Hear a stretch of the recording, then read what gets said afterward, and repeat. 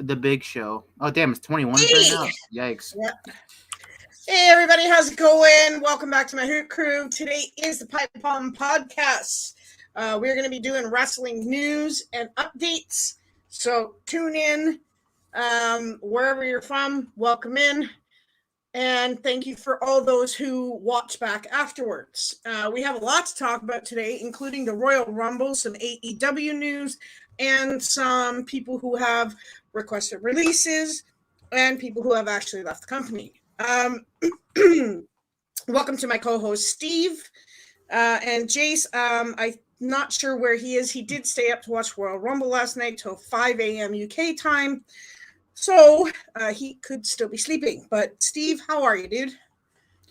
Well, I'm great. Although I did manage to forget to start my recording, so I'm gonna start that right now.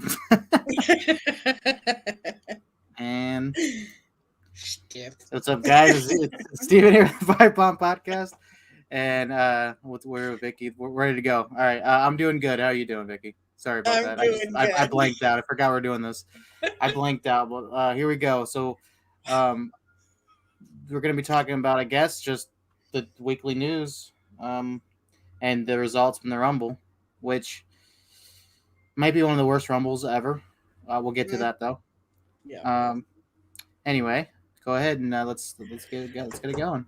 Okay, so I'm just going to briefly mention that last night's pay-per-view was not too bad, but not as good as we had hoped it would be. We were kind of excited for it because we watch Royal Rumble, SummerSlam, WrestleMania, and whatever, and these are the ones we actually look forward to, and I was kind of disappointed in the way a lot of things played out last night, as I can tell by your intro there for the recording. We'll get into that.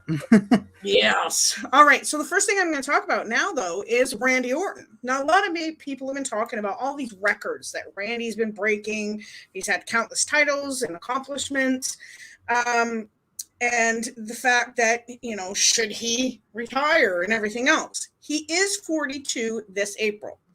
Okay, but these are his plans going forth. He's looking at age 50 for the last year of wrestling, which I don't blame him. He's been wrestling for about 20 years or more, and he's been in WWE for 20 years. So what will he do with the next 7 years? Do they have any plans with him over the next 7 years? But right now, he's having the time of his life. We can tell he's enjoying himself with this arcade bro thing and everything else. So Steve, what are your thoughts on all of this retirement talk and him waiting till he's 50? This dude will wrestle till he's 60. You kidding me? Everyone's got their, their plans, and, things change. You can retire today, depending on what happens. But, yeah, everyone's got their injuries and stuff to deal with. But really, he's generally healthy. He's having a good time. He's faithful. He's locked in WWE. Oh, yeah. He's never going to get fired. He's just been there so long, and he's so faithful. He's going to play out this RK Bro thing, probably win another championship or two with him. Yeah. It honestly feels more together than even Rated RKO was. Yeah. Because I felt like that was going to last a while, and it didn't. But this is, honestly, I feel it's going to last quite a bit. He's still got a couple world title reigns to go. And honestly, they still got time to make him a multi-time Grand Slam champion, all that stuff. So he's still, he's got plenty of times. He still has time to break that Rumble record, even though last night I believe should have been his tie for the most wins. I think he got screwed, but we'll get back to that later. Yeah. He's got a lot. He's been there a long time, but he's still got a lot left to do, and I don't think he's going anywhere anytime soon. So. No. Yeah, and I agree with you. Randy Orton hasn't had a heck of a lot of injuries that have kept him away for a substantial amount of time.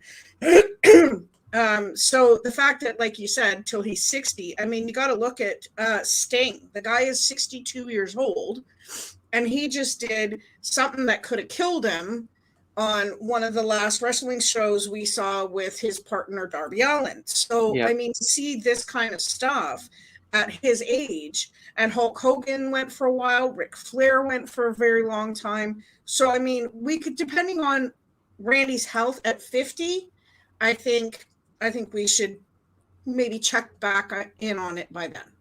Well, another thing you gotta realize. Okay, so when Hulk Hogan and Ric Flair were doing it, they didn't have the medical knowledge and technology that they have now back then. So Absolutely. the fact that they were pushing on with the reduced handicap, basically of the technology, Yeah. Randy could go on for a while. I mean, even look at Triple H. Triple H was still wrestling when that started transitioning, and he can come back today and wrestle for one more title run. Yeah. So it's just technology has advanced a lot. I think Randy, honestly, has a lot left to prove, and I think he feels that way too. So I'm definitely and I love Randy Orton. So Absolutely. the longer I can see him stick around. Now I don't want to make him sit, be around till he's 90 like the No. Undertaker, but I want him to be able to live out what he wants to do without any worry, and I think he's going to do that. Yeah, I agree with you because I mean, like I said, Randy has proven time and time again how resilient he really is. He choreographs each of his moves well. He does everything to the T possibly that he can. Even his RKOs, even though they look really dangerous, it's executed perfectly. So we could see him around for a very long time. But he always lands on his shoulder first. He every time. Yep. No matter if it's a top rope, if catching somebody out the air, he always does it. Agreed. And now that he's been sober for about 10 years or whatever it's been, he's just been so happy. He's not violent anymore. He's not abusive anymore. He's changed a lot, and I think he's really turned that leaf. And I have a lot of respect for him now I didn't have before. So yeah, agreed. So whatever happens to Randy in the future, I hope they do good things with him. I'd hate them to not use him, but he is a big name. He's a big draw and everything else for the fans. So I hope they keep doing good things with him. And I'm really glad that he's enjoying this time in his career, especially at 42. So. He still looks young. It's still hard to believe. Like, it feels like he doesn't age at all. He's got a few extra wrinkles. That's about it. I mean, he really hasn't changed much since we first saw him. And every time we think he goes bald completely, he just somehow next week comes back with a full head of hair. So absolutely. So he's still got something, Yeah.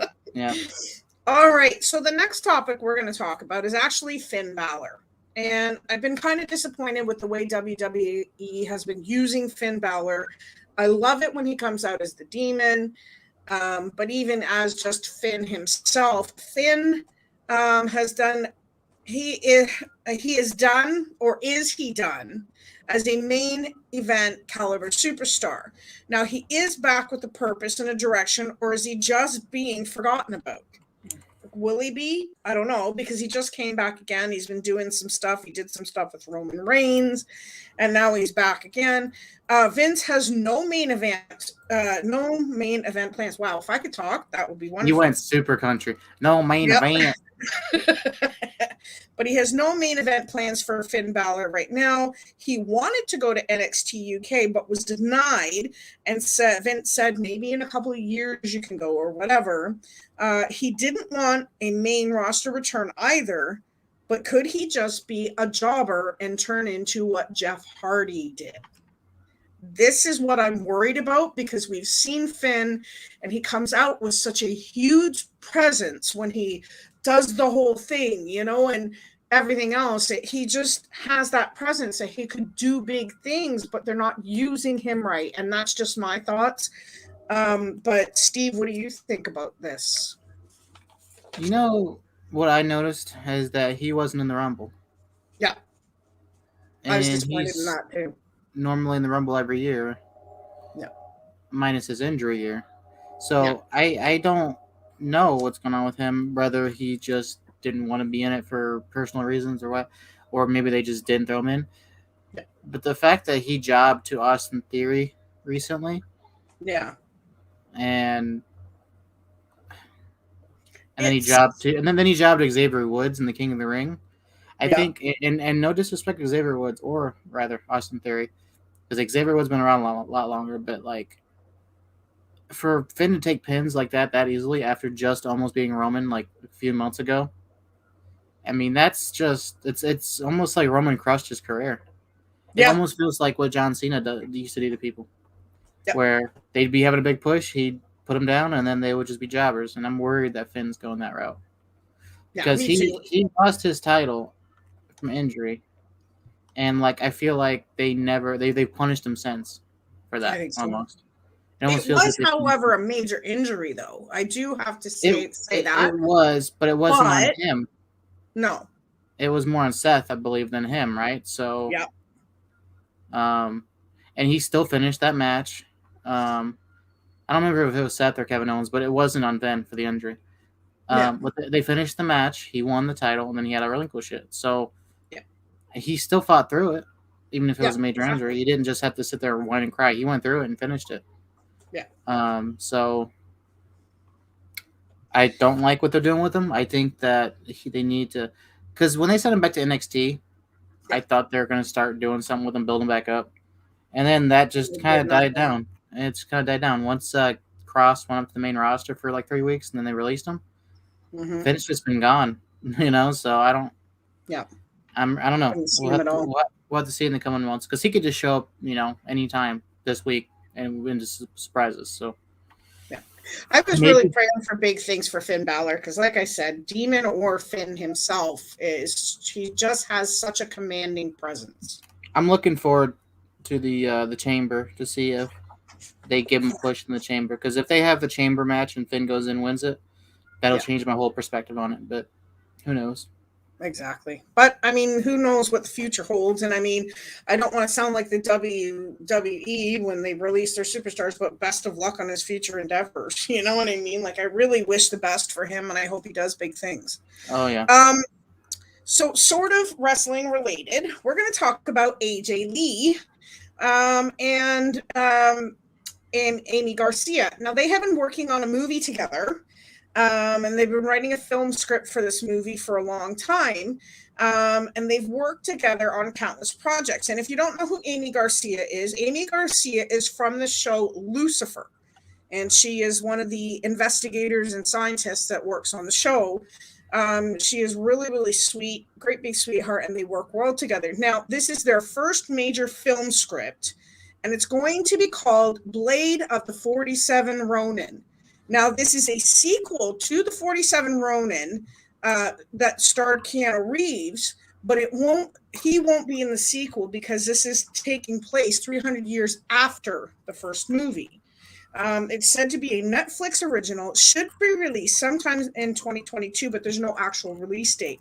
I'm kind of looking forward to this. I really did like 47 Ronin when it came out. It was better than I expected when I saw it, but knowing that Amy Garcia and AJ Lee are writing this, I'm a little more enticed to watch it. Any thoughts on it? It's definitely in April's wheelhouse to write something and do something like this. So it doesn't surprise me that she's going to be writing this. I definitely would be looking forward to how it turns out. Because she's always been in that like superhero kind of nerdy fandom. Yeah. So she definitely has a creative mind. So it would definitely be interesting to see what they do with it. But with it, it's always spotty with its sequel and complete new cast. You always got to be careful. So hopefully it turns out good for them, because I think she deserves a big spot.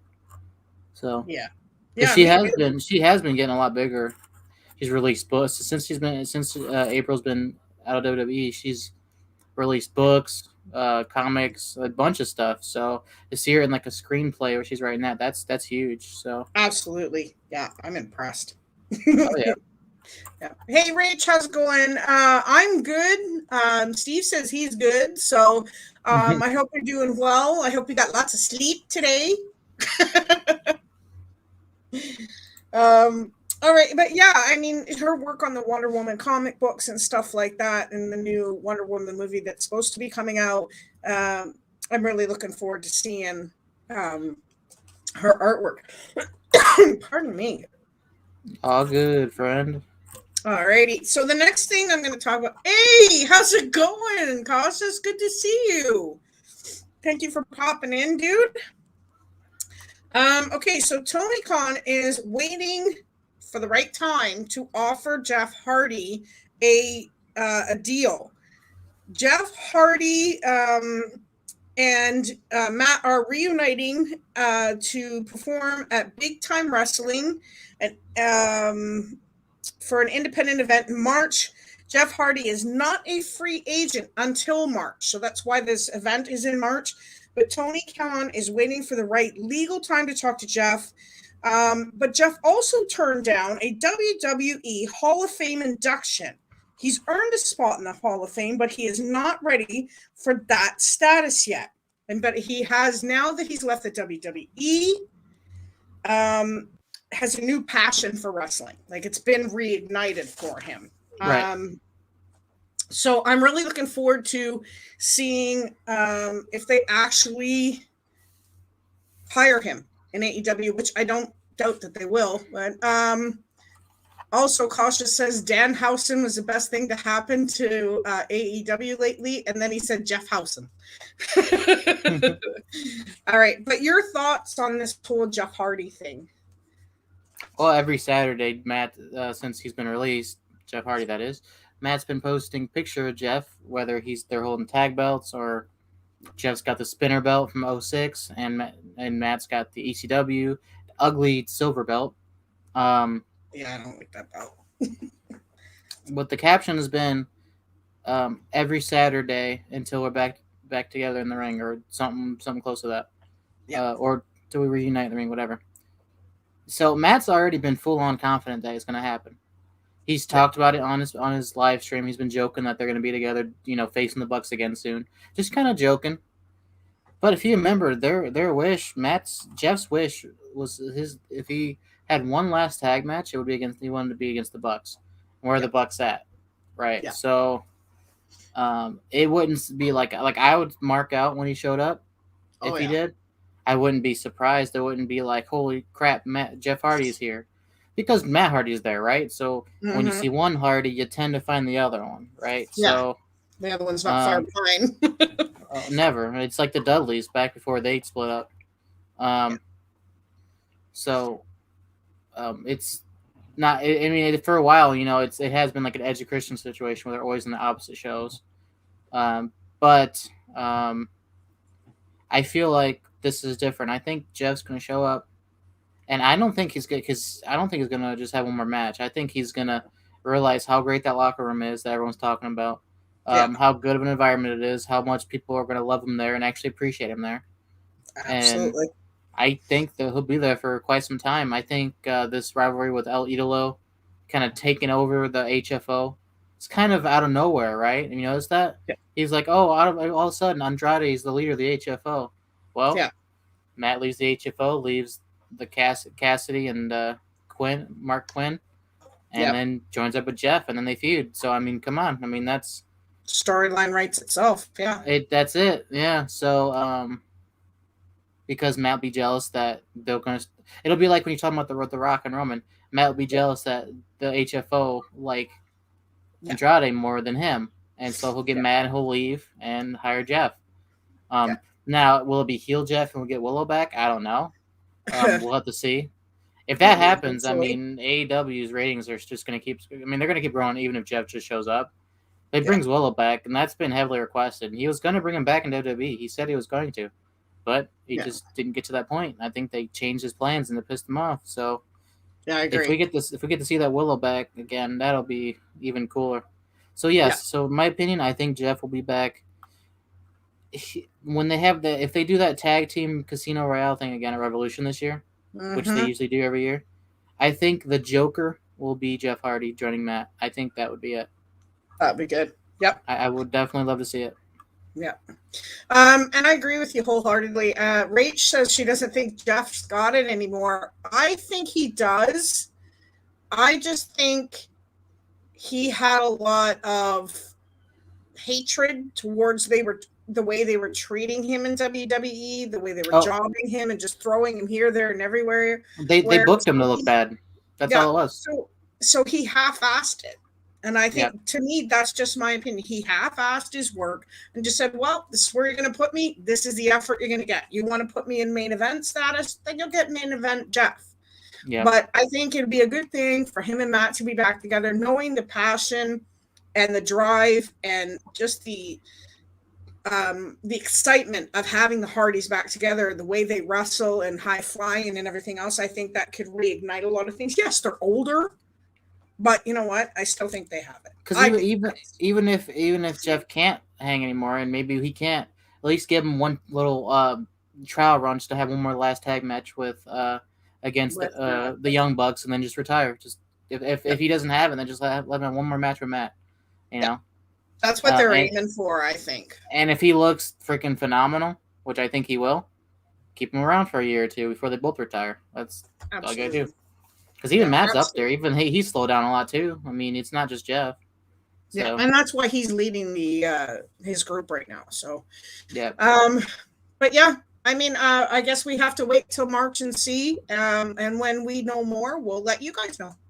Oh yeah. So okay, so one thing that we're going to talk about right now is something I'm not surprised at. Now, Steve and I have been talking about this with Jace for months now, and I'm not surprised that this is happening now. Mustafa Ali is requesting his release from WWE because he's disappointed with the creative direction that they've been going with him, and Vince denied Mustafa his release.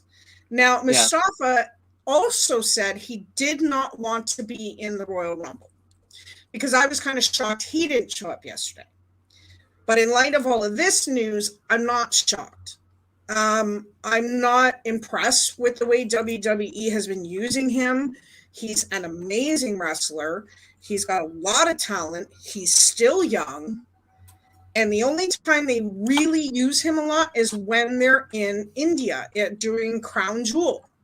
And I think he deserves more than that.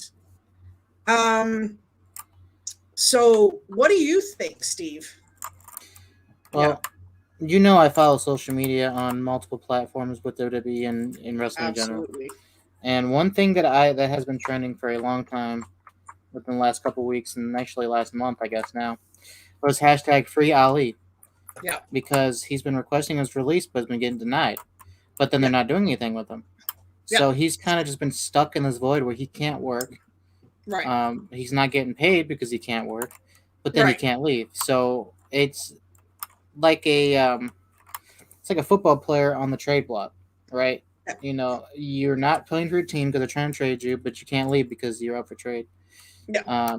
So he's just been trying to get out of there, and people have been supporting him. And sorry, I got I'm like cleaning dust out of my keyboard. That's why I'm like looking down.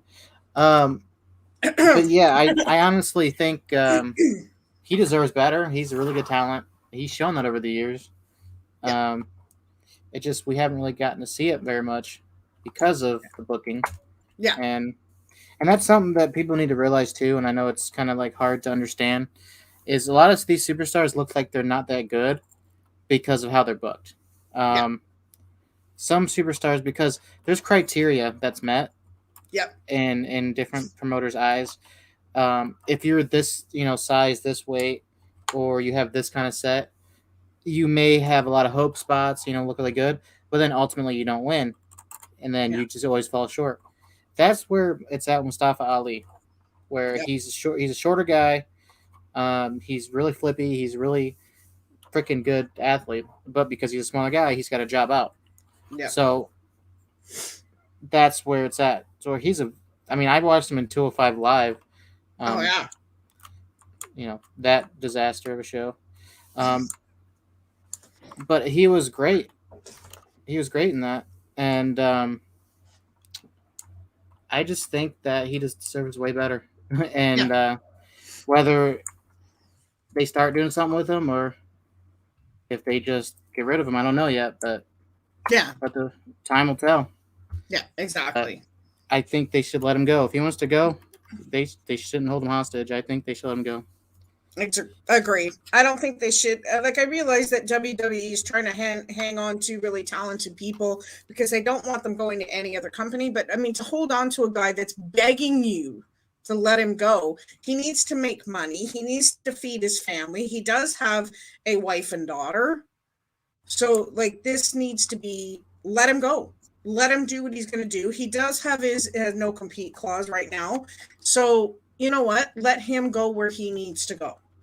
because you get holding him against his will, not paying him because he's not working, but he won't work because you're not paying him. And it's just, yeah. Anyways, Rach says the same with Balor. That's right. They haven't done anything with him right now. We were just talking about that a few minutes ago. But anyways, I guess we are hoping that Vince comes to his senses and lets him go. So, okay. So the next thing we're going to talk about is something that happened at the Royal Rumble last night. Is somebody that came in, I think it was at number 27, was Miss Ronda Rousey returned. Now her deal is signed for 1 year, apparently. Will she be there every week? This is what they're worried about up until WrestleMania, but she's going to be there a year, so we'll see what happens. But she's also going to appear on Raw and SmackDown, so maybe they're going to kind of promote it by her going back and forth between Becky and Charlotte right now to see who she faces at WrestleMania. I don't know, but we'll talk more about Ronda later. But I'm really glad she's back. I was shocked, but I was really, really glad that she was back. There's some rumors everywhere. So, oh yeah. Yeah, you did say that when we were doing the prediction show. You did say that I heard rumors, and the thing is, if you had told me that she was going to win, I was, Anyway,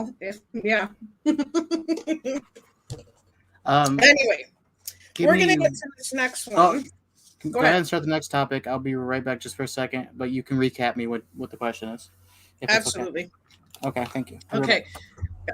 So we're going to talk about Rey Mysterio right now. He has no plans to retire. A lot of people are talking about Rey Mysterio right now and how he needs to retire. He's getting old. It's time to let Dominic take over. And I think Rey still has a lot left in him. Pardon me. He has no plans to retire yet. He's been enjoying the time that he has right now because he gets to train his son, watch his son grow, wrestle with him, and see him from when he was doing the Eddie Guerrero promos and everything else to now. I mean, he's grown so much. He's doing a great job. He says when he sees himself like physically starting to slow down, then he might, okay, Rey, it's time to, hang up the boots and everything else.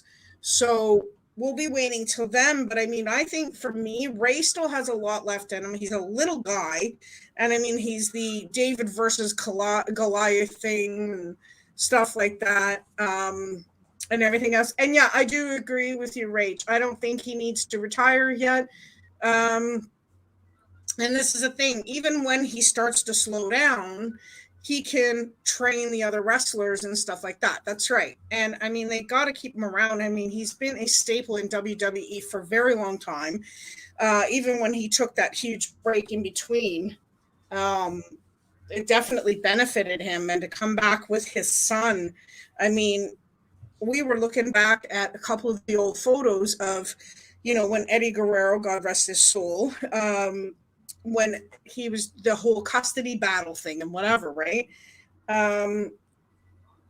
It's that whole thing to look at Dominic now asserting his own dominance, and that's exactly it. Sting is 62 years old, and they're talking about how they think they're trying to kill Sting, getting him to do with all these high flying moves and stuff like that. And I thought it was really cool. I thought he executed it. And if Sting thinks he can do it, let him do it. You know what I mean? Let Sting do what he wants. He's his own person. And I mean, if he gets, Eddie's bedtime stories, that's it. But I see Rey still has a ton left in him. And it's cool to slowly watch Rey kind of hand the reins. Misa has returned. What? Misa has returned. Woo! Welcome back. All right. But we just watched Rey slowly handing the reins over to Dominic and stuff like that. So, and basically what I was saying, that they're talking about how Rey needs to retire. Some fans are saying this, but Rey said he's not got any plans to retire.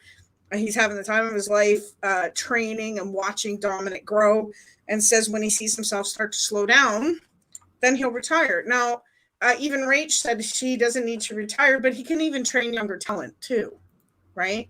But what are your thoughts on that? Yeah, no, 100%. I mean, Ray's getting older. He still looks phenomenal, though. I mean, you can't do Yeah, that. He's getting older. Obviously, Dominic's got a lot of work to do still. yeah, I'm not. Yeah, and there's no denying that. I mean, no matter how, I can't yeah, deny that. He yeah. still has a sloppy 619. His frog splash is all right.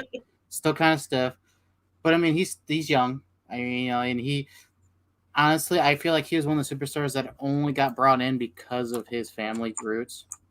Yes. Um, Yeah. and people are against that. I'm not exactly against that for two reasons. One, everything in life is if you know someone, you got an advantage.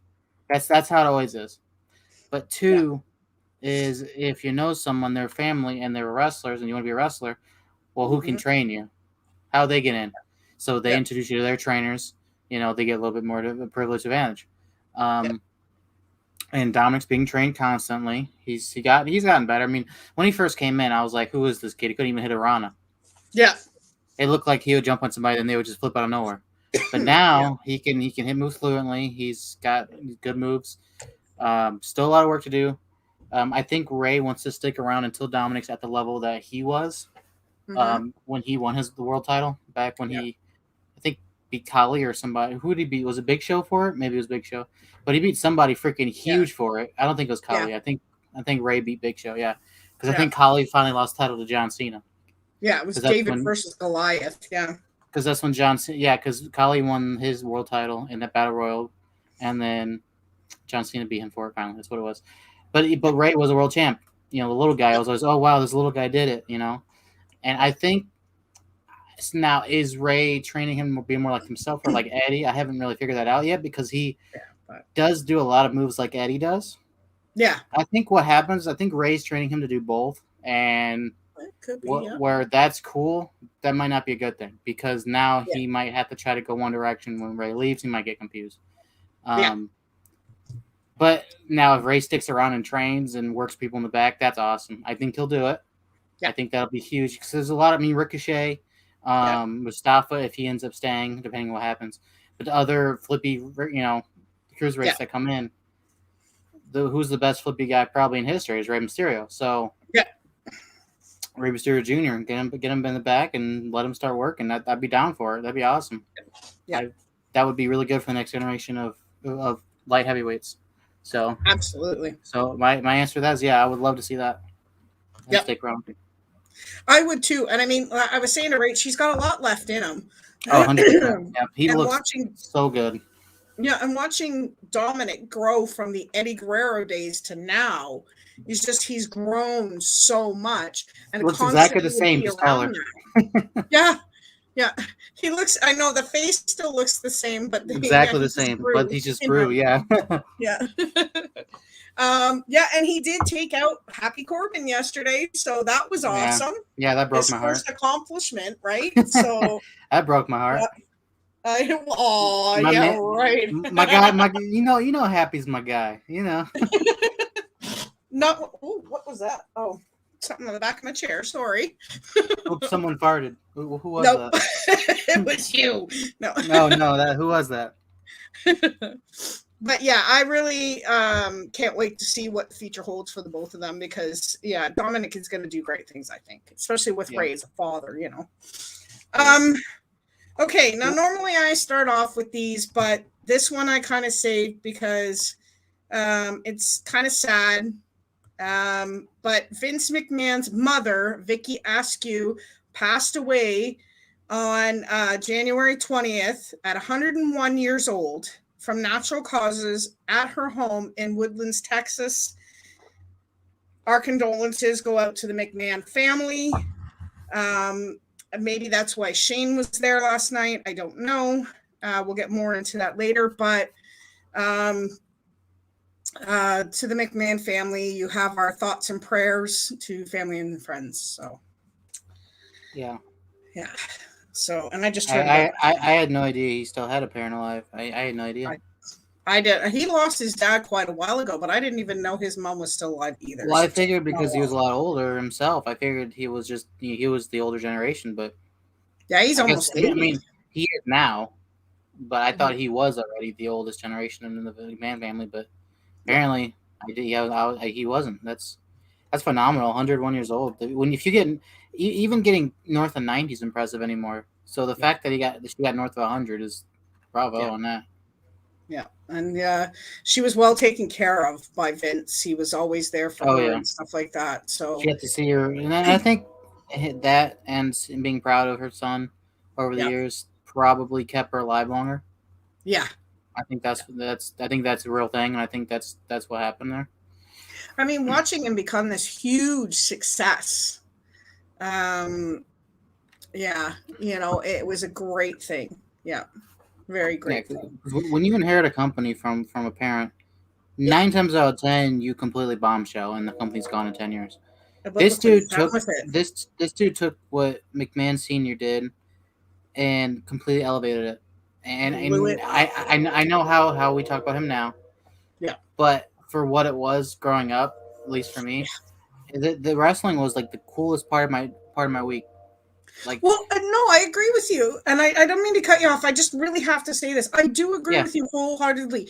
The Vince that I knew when he was only commentating, when his father still owned the business, because I'm older than you, like by yeah, 30 years. no, not 30.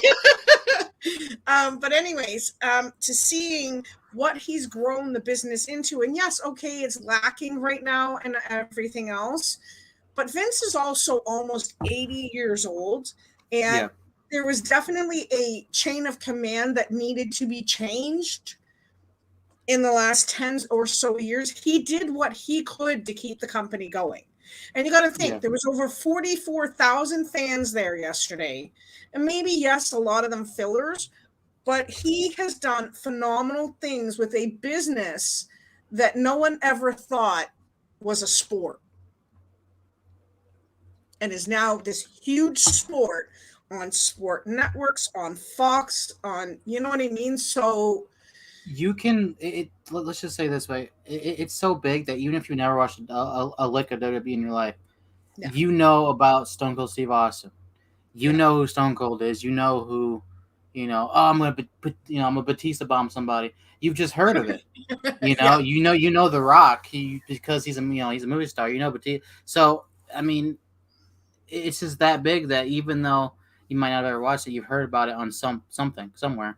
On some And level, Killer Kowalski, Bret Hart, Shawn yeah, Michaels, Triple H, Coco Beware, Ricky Steamboat, Earth, like the names could just keep coming. The Undertaker, and huge. things that we need to take more into account, and we need to stop being more. We need to stop taking into you know taking it for what it is, right? We need to stop taking it, taking it for granted. Is that Vince wants to give up his company, but he's afraid that he will give up something that his generation and his father and him built, and it'll just get destroyed and wiped and destroyed and deleted, gone. And that's why he hasn't gotten rid of it. And now we have these people that are like, "Oh, great, his mom just passed away. That means that he's got those genes down. That means we got McMahon for at least another 20 more years." And I'm like, that's not the way you should think. That's not. No, You shouldn't be even thinking about, oh, great, now he's gonna be alive longer. No, no, you should just be thankful for what he's given us, because it's true. Vince, what if it's worse after Vince? We don't know that. Vince yeah, might go and it might be worse. It might be just so bad that it's just gone in 2 years. yeah, We don't know that. So no matter how bad Vince has it right now, yeah. wrestling always has a bad spot every there's always 10 really good years and a few really bad years. It's always been that way. Everybody has So bugs to work out in the system, right? So, so I think when he finally gives the reins over to his kids, I think it'll be fine. I think he'll be okay. I just understand that he's not ready for it yet. yeah, Um, Now, would I love to see him go and retire? Yes, sure, 100%. I would love to see him move on with his life. yeah. Because I feel like But this we business is, understand the fear. yeah, but I think this business is aging him quicker, Yeah, because every time I see him, he seems older. Every yeah, time. yeah, So I just hope that he doesn't overstress himself doing this. And I just hope he can move on and then yeah, live out his last, 10, 15 years and just be happy. yeah. I I think think Steph he and Shane was. can take care of it. I think they got it. I was just going to say that. I think he was hoping that Shane and Stephanie would be more involved at this point in their lives. But he's also got to remember they have young children too. Yep. And they're of a new generation of people and they do things differently. But I remember a while ago we did talk about how Stephanie said there is different things that will change, yes. Yep. But we will keep things somewhat the same. And I agree with her wholeheartedly. And I mean, Stephanie and Shane have done great things when we had the Attitude Era, when they had the Authority and everything else, when they had GM versus GM, when it was Shane and Stephanie against each other. Oh, yeah. Was a great time, you know, and they have great ideas as much as their father did. But we also have to remember they're a new generation of people growing up in a new era.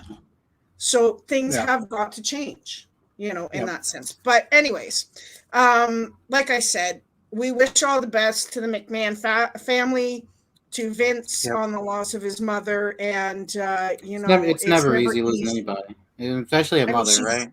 So it's, yeah, exactly. And sons are always closer to their moms and everything else. So thoughts and prayers are with you.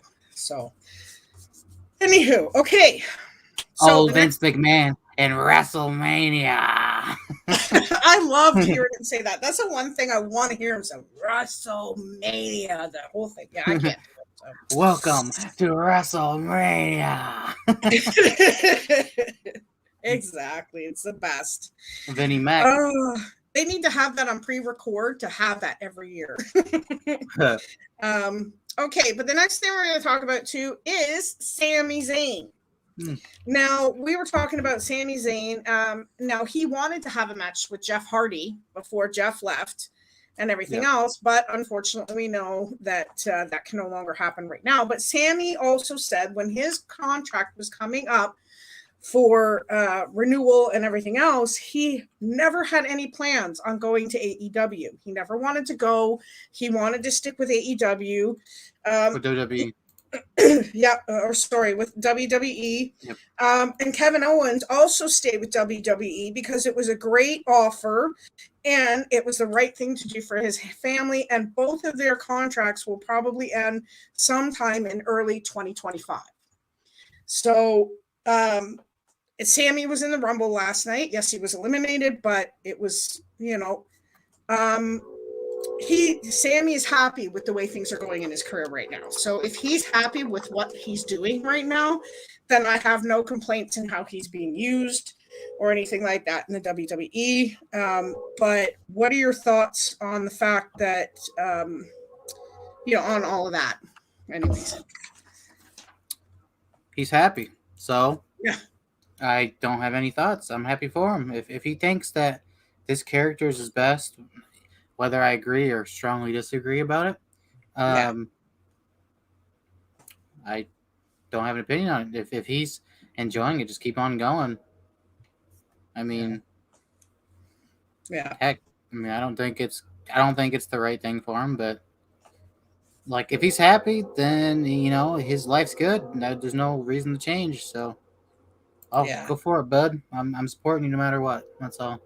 Yeah, exactly. That's it. Yep. So all the best to Sami and KO. And we'll see what happens in 2025 when their contracts come up for renewal again. And yes, Rach, I agree with you. They didn't have many surprises at the Royal Rumble, but there was a couple that kind of, we went, excuse me, when it happened, you know. But anyways, like I said, we'll get to that later. The next thing I want to talk to you about, though, is Triple H. Now, a lot of people are complaining that Triple H isn't helping out at NXT or anything like that, but the WWE has no plans on Triple H returning to NXT to run things due to his health concerns. So it is still a really big issue for Triple H right now. And they said if his health improves and Triple H wants to return, it could happen, but there are no plans for that at the moment. Now, Shawn Michaels has been almost pressured into filling Triple H's role until he returns. WWE feels that Shawn Michaels has the aptitude for the creative process and understanding of how to make key people stand out. No, I haven't watched NXT a lot lately. We haven't really been watching NXT a lot lately, so you know, it's just, do you know what I mean? Like, I don't Yeah. know. We need Triple H back, but I want him back in good health. But Shawn Michaels and him were working together, so I trust Shawn Michaels. But what are you thinking? And this, what I'm going to say is not coming from a he's my favorite superstar ever of all time, wrestler of all time perspective, because everyone knows this is true. This is coming from a realistic perspective. If there's anyone that knows the business, it's Triple H, right? Mm-hmm. He knows how it works. I mean, he's probably one of the smartest people there. You know, Yeah. um, health is always an issue. I mean, it's always an issue. That always comes first. And his surgery or whatever he went through last year or the year before, I think it was the year before now. It was last year. Was it? I think it was more early summer, right? It Yeah, was a while earlier. ago. That was Yeah, early in okay. the year. I know it was like the first quarter of the year because I was freaked out about it. Yeah. I think we all were, right? But Oh um, yeah. if there's anyone else that would know the business anywhere near him, would have to be his best friend, right? Yeah. Because he can coach him through it if he has to. Any help, he can talk to him. Um, but if he's being pressured to do it and he doesn't want to do it, I don't think he should have to do it. No. I mean, it would be better under Michaels than anyone else, right? Like a Bruce Pritchard or Absolutely. somebody. But because this is the way it works, right? You don't want people who've never been a superstar to run it because they don't really know. With McMahon's an exception, but I mean, I guess technically he wrestled a little bit. But Yeah. like people who are just complete outsiders that have nothing to do. It's like when you see coaches in sports who are just like these big Yeah. chunky dudes that have never played a lick of sport in their life, and they can Yeah. expect you to be able to play, and they yell at you because you're not doing something right. Well, do you know how to do it? You know, so Yeah. um, now if Michaels does want to do it at NXT 2.0, from what I've seen of it, it needs a lot of help. It needs a lot of help. Okay, um, the fact that the biggest thing they've got going for them right now is the Toxic Attractions entrance of them just Yeah. like basically strip dancing almost, like, Yeah. you know, it's they need some help because they're all about, you know, Steph was all about the women's revolution and moving forward from everything and changing, and then NXT 2.0 is just kind of going backwards with that. um Yeah. they do have good talent in there, you know, Brown Breaker and all these news guys coming in. It's They got some good talent in there. Oh, absolutely. Yeah. But literally, you go to the social media, 9 times out of 10, you just see something about like Mandy Rose doing some photo shoot, or Yeah. you know, Gigi Dolan doing a photo shoot, or something about, you know, Cora Jade and stuff. Like, you don't see anything about the men at all. No. You just see Toxic Attraction. Yeah. And is there a reason NXT ratings are plummeting? Yeah. Is it just because of Johnny Gargano left? No, it's not. I don't think it No. is.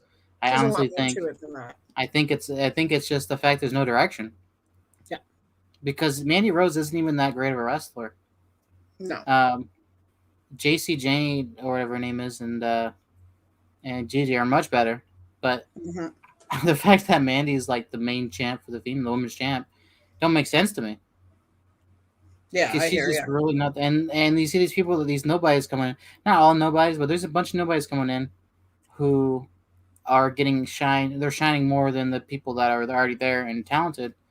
It's there's no direction, and that's why I'm not into NXT right now. Like, I watch the gold brand, the gold and black brand. I watch that version of NXT a lot. I used to.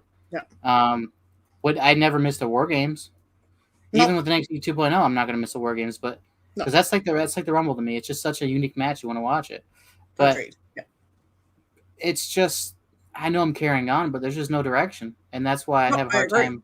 Have a hard time focusing. Even when we watched the War Games recently, I was having a hard time following it. Yeah. It's one thing to not know the talent that's in there, but it's Yeah. also another thing that when you, even if you don't know them, you just want to have a good match. You just can't, because the match isn't good, so you can't follow it. Agreed. Yeah. Yeah. So uh, everyone wants Paul Levesque to come back to run it. Everyone needs, you know, everyone would love it. If he's not healthy, he shouldn't. Yeah. If Shawn Michaels doesn't want to, he shouldn't. But if Yeah. he wants to, they need to let Michaels come in and fix the place, rebuild it from ground up. Hell, make it NXT 3.0. Yeah. Shit. Or I just go don't think backwards they with should have NXT. gone with the 2.0. I think it's kind of, to me, that's kind of dumb. Well, everyone knew it was going to go downhill as soon as they announced it. They already knew, Yeah. okay, it's going to be different. Because the reason that the thing that killed NXT was they went from a developmental brand to a competitive brand. Yeah. That's what killed them. If they would have stayed as developmental like they were in the original NXT, not like original, going run around, trying to race around the ring with barrels, the Daniel Bryan and Titus O'Neil stuff. But I mean like the, just regular wrestling like NXT was. Yeah. The takeovers and stuff. Because if you remember takeovers that had like, Asuka and Ember Moon and all that, like that NXT. Yeah. That was the NXT that was, almost beating out SmackDown each week in ratings and Raw. Like that was that NXT. Yeah, absolutely. Now they don't have Triple H because of health, and they just got rid of Regal. And they got rid of Road Dogg. I mean, Samoa Joe was gone again. Like, Road Dogg's gone from WWE in general. Like that's not good, So no. Oh, excuse me, but yeah. Anywho. Yeah. No, but I hear you on that one. And this is the thing. We want Triple H back, but we want him at good health. And we want Shawn Michaels not to feel pressure, but to enjoy what he's doing and be okay. You know what I mean? And we don't want Shawn Michaels going down the same road as Triple H. And maybe that was a lot of the reason why Triple H is having the issues he is, because of stress. Stress attacks. There's a lot of pressure. Yep. So we'll see what happens. I mean, hopefully 2022 is going to be a better year for all wrestling promotions around AEW, Impact, whatever. So, all right. Oh, yeah. 100%. Now, this, like I said to Steve beforehand, is going to be a little bit long-winded. But I want you to know that somebody who was with the WWE for 12 years has left the company. There's no reason as to why. But they just decided it was time for them to leave. But I want you to hear the responsibilities that this one person had. Now, I'm not sure how to pronounce her last name, but her name is Amanda Tustin or Tustin. I can't remember how they pronounced it.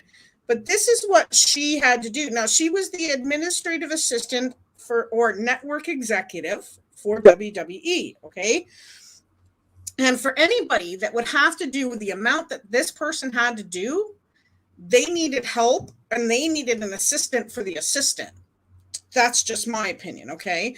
But she had to oversee I'm going to say when because it's WWE Network, but she had to oversee operations, scheduling teams, execution of responsibilities, including VOD and linear aspects, influence and development, and execution of all international partnerships, ensuring delivery of daily, weekly, and monthly content requirements, identify, develop, and streamline content delivery workflows to ensure maximum efficiency. She was a liaison with multiple offices to grow and improve processes and productivity and efficiency across teams, including data management and content delivery, system upgrades, changes, and improvements. Successfully oversee the launch of WWE and Peacock content partnerships, and ensuring 14K plus hours of content and metadata were delivered for launch within 6 months, manage all ongoing deliveries, live events, and problem shooting. Okay? Holy crap.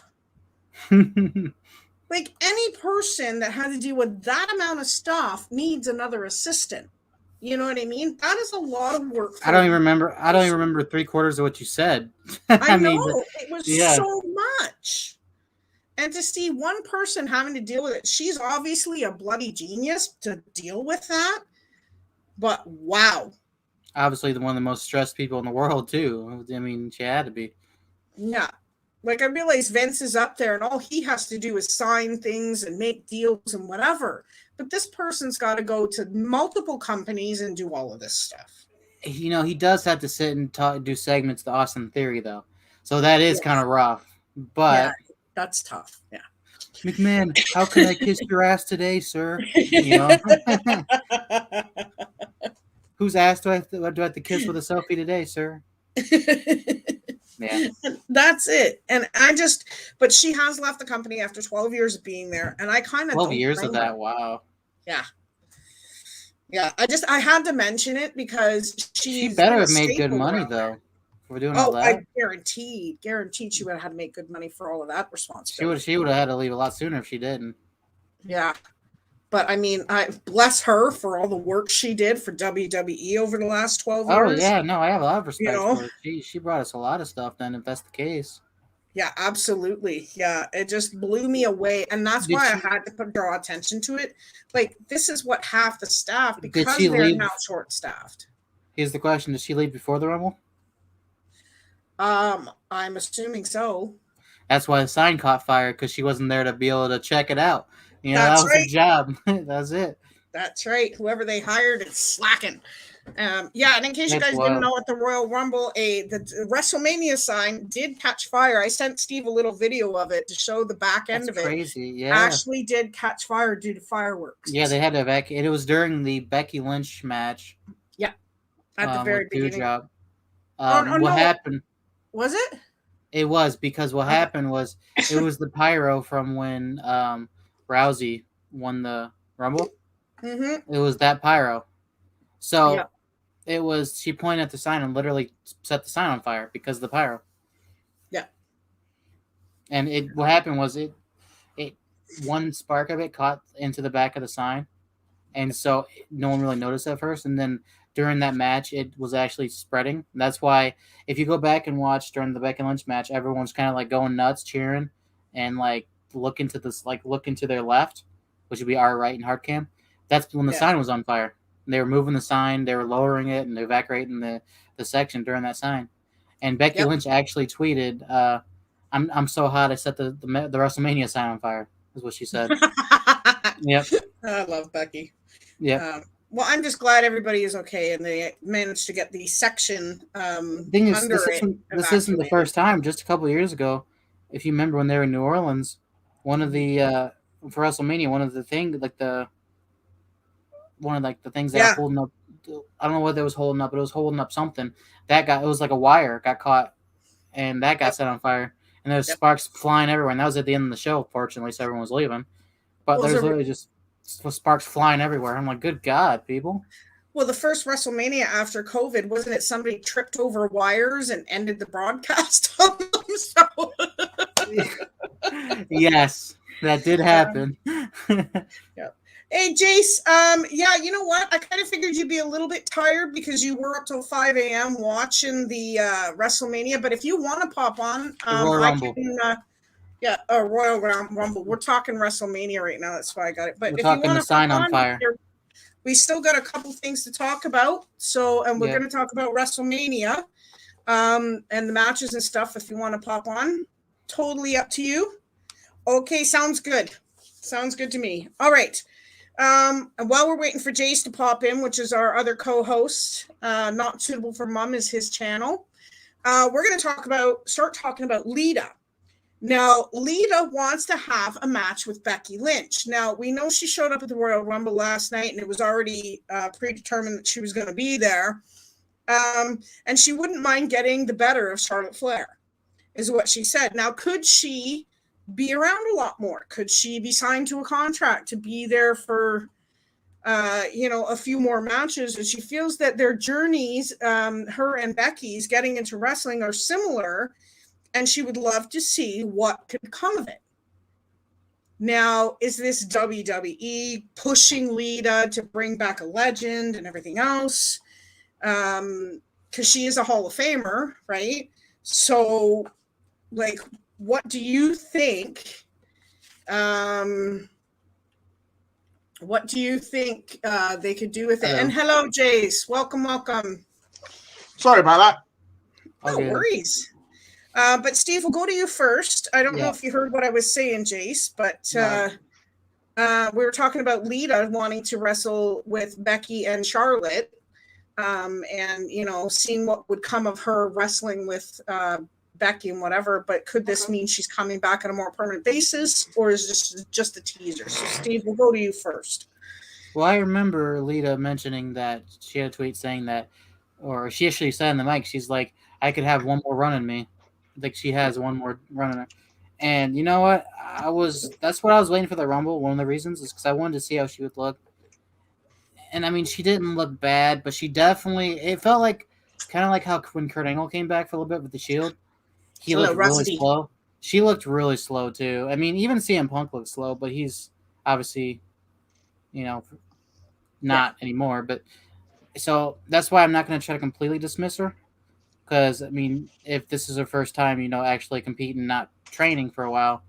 I mean, she's training, but I mean, like actual like competing in a. Yeah. Because the Rumble is one of the most, energetic matches. So I can't really base her off of that. And plus, adrenaline's already high, so she's probably already got super high adrenaline going out there. Yeah, absolutely. I don't think she'd be able to hold up and hang with them. But then again, like I said, CM Punk, looked really slow at Darby, and then all of a sudden now he's looking like his younger self again. So give her some time to build up. Maybe she can impress us. Because I would love to see Lita on another run. I would always love to see that. I mean, it's Lita, right? But with age, and we haven't seen her in a long time, she did seem a lot slower. So I'm just hoping that if she does end up getting in, it's not just going to be one of those things that she's a legend and they're trying to get ratings up. That's what I fear. Because I don't want them using her like that was our thing with the Undertaker, is that we were actually like, we're not going to watch this if he showed up. Like, I was going to shut it up because I think it's just wrong that they try to get him back in. And the fact that you showed me the picture with him and Bad Bunny, I was like, please God, tell me he's not going to be in it. So so I'm glad.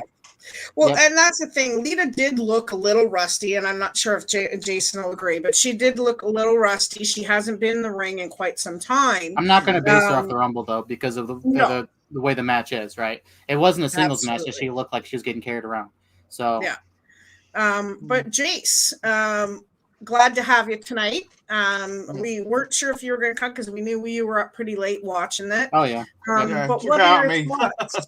What are your thoughts on that?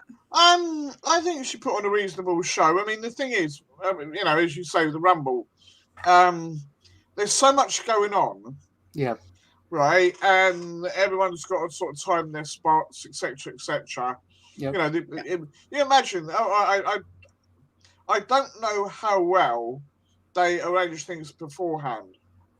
Obviously they've got to do some planning because otherwise it would just be a mishmash of nobody would know what they were doing, and So I do wonder if she perhaps was told to tone it down a bit.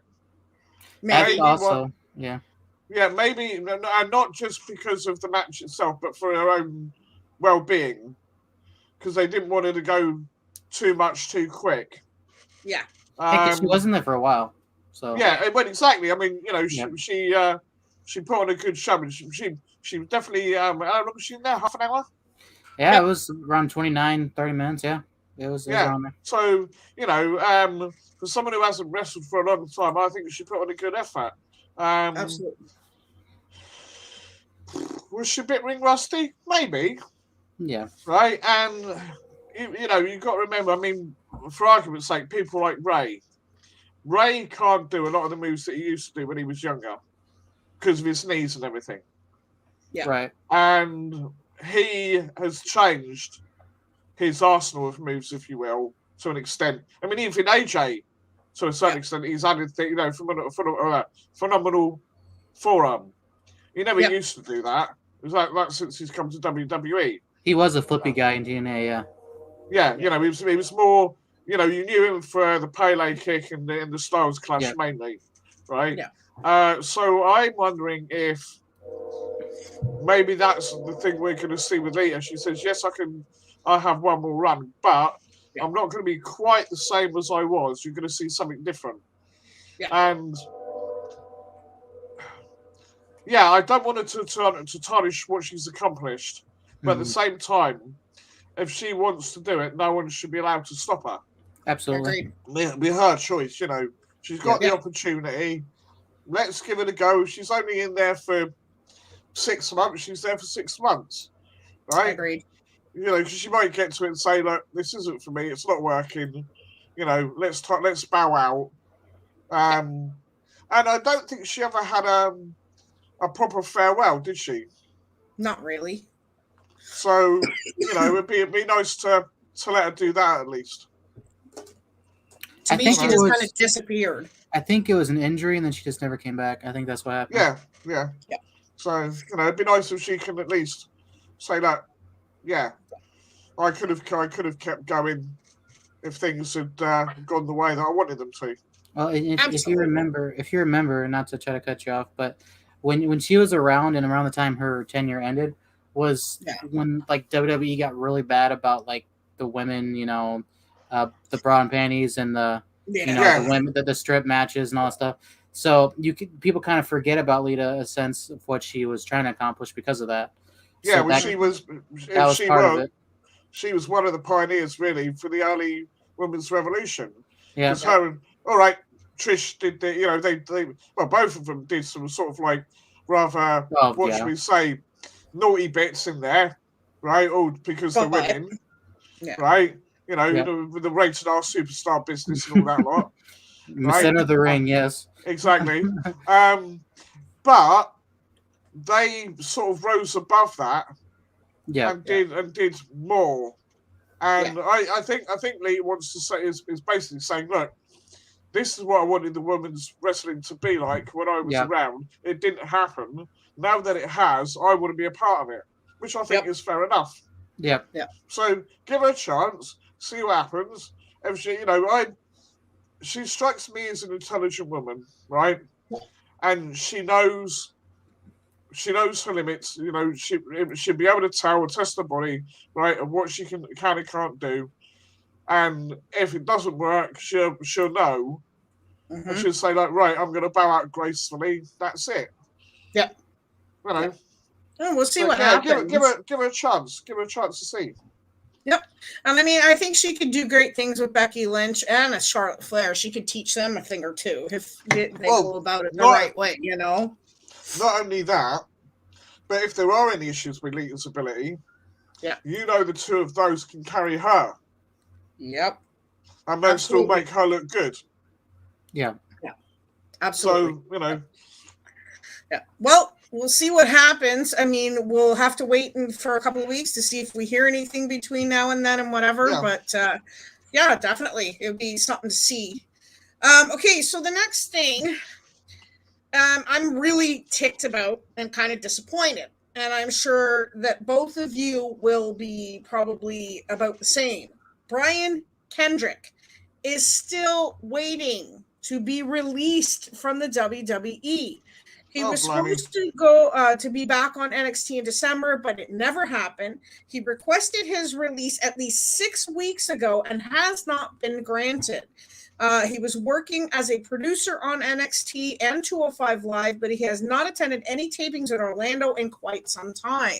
So it's been a while. He's been asking for this release a couple of times, actually, since 205 Live kind of phased out, especially on the WWE network.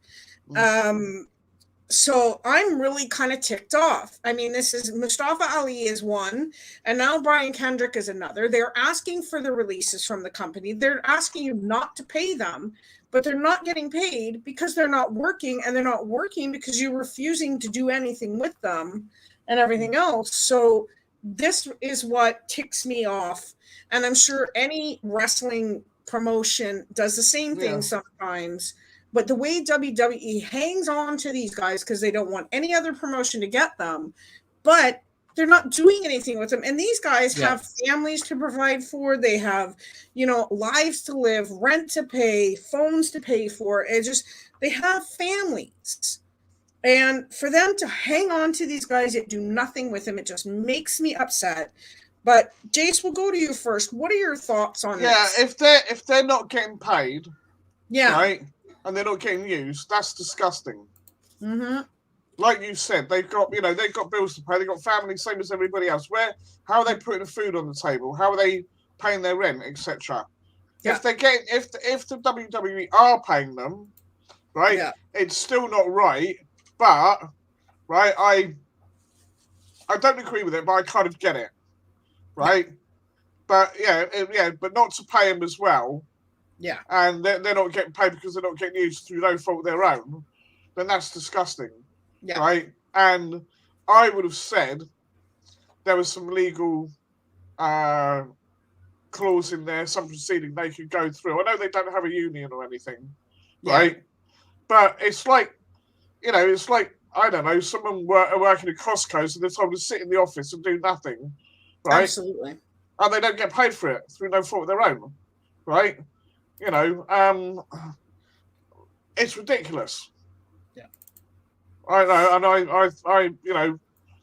I would definitely, obviously they've got no one to go to, really.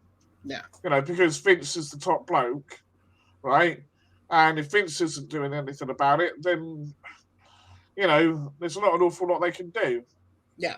I would personally, let's say, sod it, right? If it was me, I mean, I'm not getting paid anyway, right? Yeah. And as far as I'm concerned, WWE have broke their agreement on the contract. So I don't know all the fine details. I'm not a lawyer, right? I don't work for WWE. I don't know what's involved in them. But I would have turned around and said, if I was working for them and it was my livelihood, I would say, sod you, right? I'm going to work who I want to work for. You're not using me. You're not giving me my release, right? 2 fingers up. And then if it goes to court, it goes to court. Yeah. Right? And, and I'll sue the arse of WWE. Yeah. Yeah. I agree. Yeah. And this is the thing. This is, especially Mustafa Ali, if you look at the way they've been using him or lack of using him lately, he didn't even want to be part of the Royal Rumble. He didn't want any part of it. He's been asking for his release, and Vince keeps denying him his release. Now, he's an amazing talent. He really is. But again, Steve, what are your thoughts? Well, the Brian Kendrick was a phenomenal star in WWE. Pretty much carried 205 Live, especially when Neville dipped. Yeah. From 205 Live, he Kendrick really did take over a lot. He had a plan. He was a man with a plan. And the fact that just like Ali, they're holding him hostage, basically. It's so messed up because even if you have nothing to do with him, you have at least a temporary partnership with Impact right now, as we've seen in the Rumble. So why not just let him go over there? Because you'd still have full control of him. It'd be like how Christian Cage is in AEW, but he was the Impact champion, or I don't know if he still is or not, but he was. So why would that be any different, right? So because you could still keep the guys, they still get happy because they can still get paid, and then that gives you time to find a storyline for them. And if you don't, well, then this company's already taking care of them, so you can just pass them on. That's all it is. So with this whole Forbidden Door thing, I think that should have helped out with the situation with Ali and Brian Kendrick. Yeah. And the fact that it hasn't, it's unfortunate. I mean, nobody's going to want to work for the WWE at this rate. No. Because it's got a reputation as a bad employer, and getting rid of superstars left, right, and centre. Yeah. 80 wrestlers. 80 wrestlers. Yeah. Sorry, that's my own thing at the moment. No, but if basically, if I was wrestling, the thing is, you want to work for WWE. That's the big one, right? That's the thing that gets you the prestige and the rest of it. But the way things are right now, if you had a choice of who you could work for, it wouldn't be WWE for me. Exactly. No way. No. Right. Just because you've got all right, wrestling, you've got no job security. No. Right, we know that, right? Right. But the way the WWE is, you've got even less. Because Vince has openly said that he doesn't believe in contracts that that don't allow him to cut people anytime. He believes in all contracts will allow him to cut anyone anytime. Yeah. So I'd say no thanks. I'd rather not bother. Go somewhere else. Yeah, and I mean, you look at it this way too. Like Steve just said, he has that thing in it where he has the right to end a contract at any point whenever he wants to. But he also hates you requesting release, so he literally just holds you hostage. Yeah. Yeah, and the thing is too, I agree with if a wrestler is not doing what he was hoping they would do and stuff like that. Send them to the training center, have them retrained, have them do their voice lessons or their talking in the ring and stuff like that again. Retrain them, giving them another shot. If they continue to disappoint, then okay, release them. That part of the contract I get when he says he reserves the right to release who he wants when he wants. I get that. Yeah. But when you're, like, as Steve said, holding them hostage to the point where they're going, I have a wife and kid to support. I have a family to support. You know, I have bills to pay. I have, you know, whatever. Let me go. He needs to go, you know what? Fine. See ya. And if they're successful somewhere else, fine. If they're not, fine. But that's not up to Vince. These are people that go from making, you know, tens of thousands of dollars to even some millions to not getting used for a while and are scared that they're going to have to borrow money or go on welfare to feed their kids while they're employed by WWE. And they're going to, and honestly, the whole thing with Baron Corbin being like down in the dumps, that almost shows that. It's almost in a way showed that where if they don't use you, you can seriously just be sitting here doing nothing. You can have a job but not be working and just not make anything. It's like these 0-hour contract things, isn't it? Yeah. You know, that's not right. And then you got a 90-day no compete if you're in the big league. So not only are you not getting paid, then you have to wait 90 days. So these people are having to go flip burgers for a couple months, you know? Oh, isn't it a case that you can't compete, but you can't compete on TV? No, the non-compete clause involves any wrestling promotion whatsoever. You are not allowed to wrestle. Right. Yeah, that's why within that 90 days. If you're a big, like if you're a main eventer, that's 90 days. If you're a small time, like Mustafa or like Adam Cole and stuff, I thought it was company based. I thought if you're in WWE it was 90, and I thought if you're in NXT it's 30. I thought that's how it was. Well, if you're main roster, that's what I'm saying. Like if you're main roster, main event status, that's your 90 days. But if you're NXT or like mid card or maybe the only matches every couple of months, then you're 30 days. Yeah. The only thing that changes that is contract extensions, like how Adam Cole was, where he just fought KR at TakeOver, then like this in the next week he was in AW because his 30 days was already up. Because he had an extension, it wasn't a re-sign. So that's why. Go ahead. So I was going to say, couldn't they? Isn't that if it depends on how the contract's worded, right? Yeah. See, they're saying not wrestle for 90 days. Yeah. Could they not still? They're not wrestling. Legally, could they still appear on another company's program? They can appear and be on the camera if they're in the crowd and not suited up. Yeah. That's it. That's the only thing. So if you look at a lot of these contracts, they have a contract set the signing day, the day after the free agency starts, so that there's no legal issues. So like these people will sign contracts. Like there's some people that will sign a contract the day they get fired, but they can't actually apply the contract until the clause is up. Whereas like Jeff Hardy, for example, his will come up in March.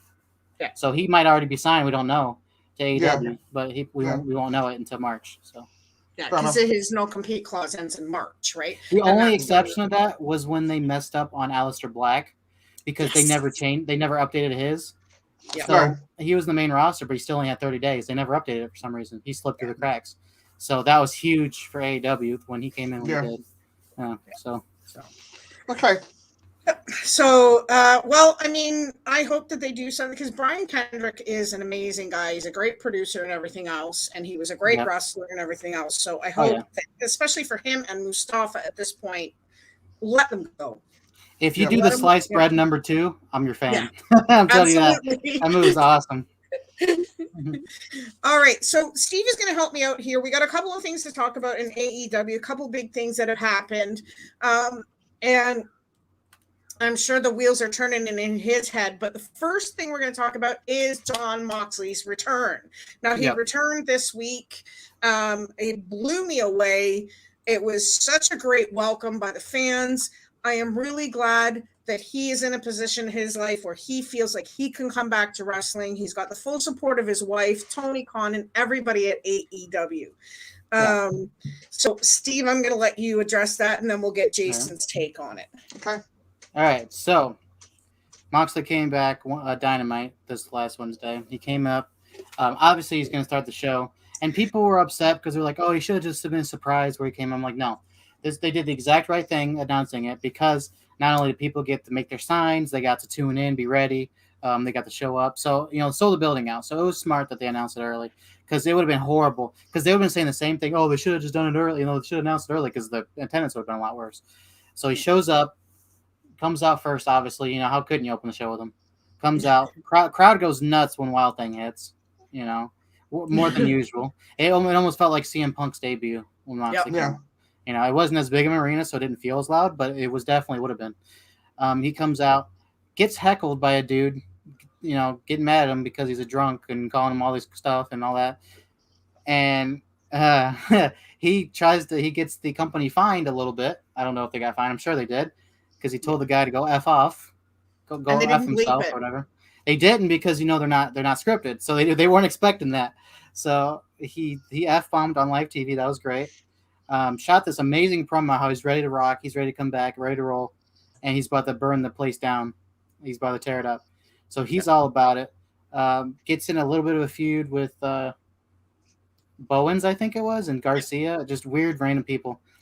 But the match that we never got to see in the Eliminator tournament was him and Danielson, because they had to replace him for Miro, which I really hope he comes back soon. I think he will. I think he's spending time with Lana right now. But anyway, back to Moxley. He's starting to leave, and then Danielson kind of approaches him at the ramp. So now they're kind of getting that going back again. But he looks so good. He looks like he's lost a lot of weight. So it looks like he's been off it, and literally been off it. Losing weight because he's been off it. He's been working out. He looks so good and looks like in such a better place. Renee, I've seen her on her medias. She looks a lot happier nowadays. It looks like he really, we're so proud of him. It looks like he's recovered a lot, and he's in a really healthy spot, and I'm so happy for that. So, awesome news. And that just seeing that John Moxley's back in the news cycle again is awesome, and it's nothing negative either. And his first match back, he defeated him in like 30 seconds. Oh, destroyed him, busted the nose open, and he's just beautiful. So I'm very happy. I'm very proud of him. I know we all are proud of him. He recovered, went through it, and one of our favorites right now is back, and he's ready to go. I cannot wait till he faces Hangman on the line for the title, because I know it's going to happen. Oh man, that's going to be a great one when it does. Yep. Mm-hmm. What are you thinking, Jace? Yeah, I mean, as you know, I'm still miles behind, trying to catch up where I can. Yeah. No, I knew what was going on, obviously, with his issues and that. As long as great that he's recovering, all the rest of it. I mean, this is probably going to be an ongoing issue for him. Hopefully, it's manageable. Yeah. Right. I mean, we know, right? I'm sure it's come across me as a lovely lady, very caring, right? She obviously loves the guy to bits. Oh man, yeah. Right. So she's obviously been very supportive of him. And you need that, right? I think that's why people like Jeff hasn't really had that. He's not in a relationship, is he, Jeff? That I know of. I know he's got kids, but I don't know if he's still married. Yeah. So I never felt that he's quite had that support the same. So I could be completely wrong, right? It's different having your brother versus having someone that you're with. Yeah, exactly. Intimately. Yeah. So. Yeah. Right. So he's got that at least. Obviously, the company are behind him, which again. Right, I don't think WWE supports their wrestlers. Some of them they do, but they're very choosy as to who they support and who they don't support in terms of things like that. Right, WWE could have done more for Jeff. Right, I know that they said about rehab, and he said no. Right, and I don't know all the details about that, but I think the whole thing apparently was blown out of proportion as far as he was concerned this time. But anyway, regardless, getting back to Mox. Fair play to the guy. If he's in a good place and he can put on a performance and he's not going to be a danger to himself or to others, then fair play. Let the guy go. see where he is, and run with it again. Like like I said with Lita, for obviously completely different reasons. Oh yeah, but if he's all right, he's got his head on straight. Yeah. Then fair play to the guy, right? Yeah. Just keep a check on him. Yep. Not nag him, not keep pestering him. No, but hold him accountable. Just be aware of what he's doing, and look, because a lot of these wrestlers, when they've got issues, they don't make it clear that they've got issues. They try and hide it for obvious reasons. Right. Right. But at the same time, they've got to, AEW have got to say, look, John, we're here for you, but you've got to tell us if you've got issues, if you need a break, whatever. They need to get to the underlying problem of why he was doing what he was doing. Agreed. Right. And know that there is a solution in place. Should it happen again, they can deal with it. They can get him sorted out a lot quicker, right? And tackle, be proactive, not reactive. Yeah. Yeah. Yep. So I agree. Fair play. If he's ready, he's fit, he's healthy, he's got his head on straight, then go for it, because he is a good competitor. I'd say, right, in a way, although I like Roman a lot, and I thought Seth Rollins, right, as Tyler Black was brilliant in ROH. Yeah. I've always had a kind of an affinity with Mox. Yeah. Something about his character. I thought he was the best character in the Shield. Yeah. A lot of people would disagree with me, but I thought he was the best character. And the lunatic fringe. Yep.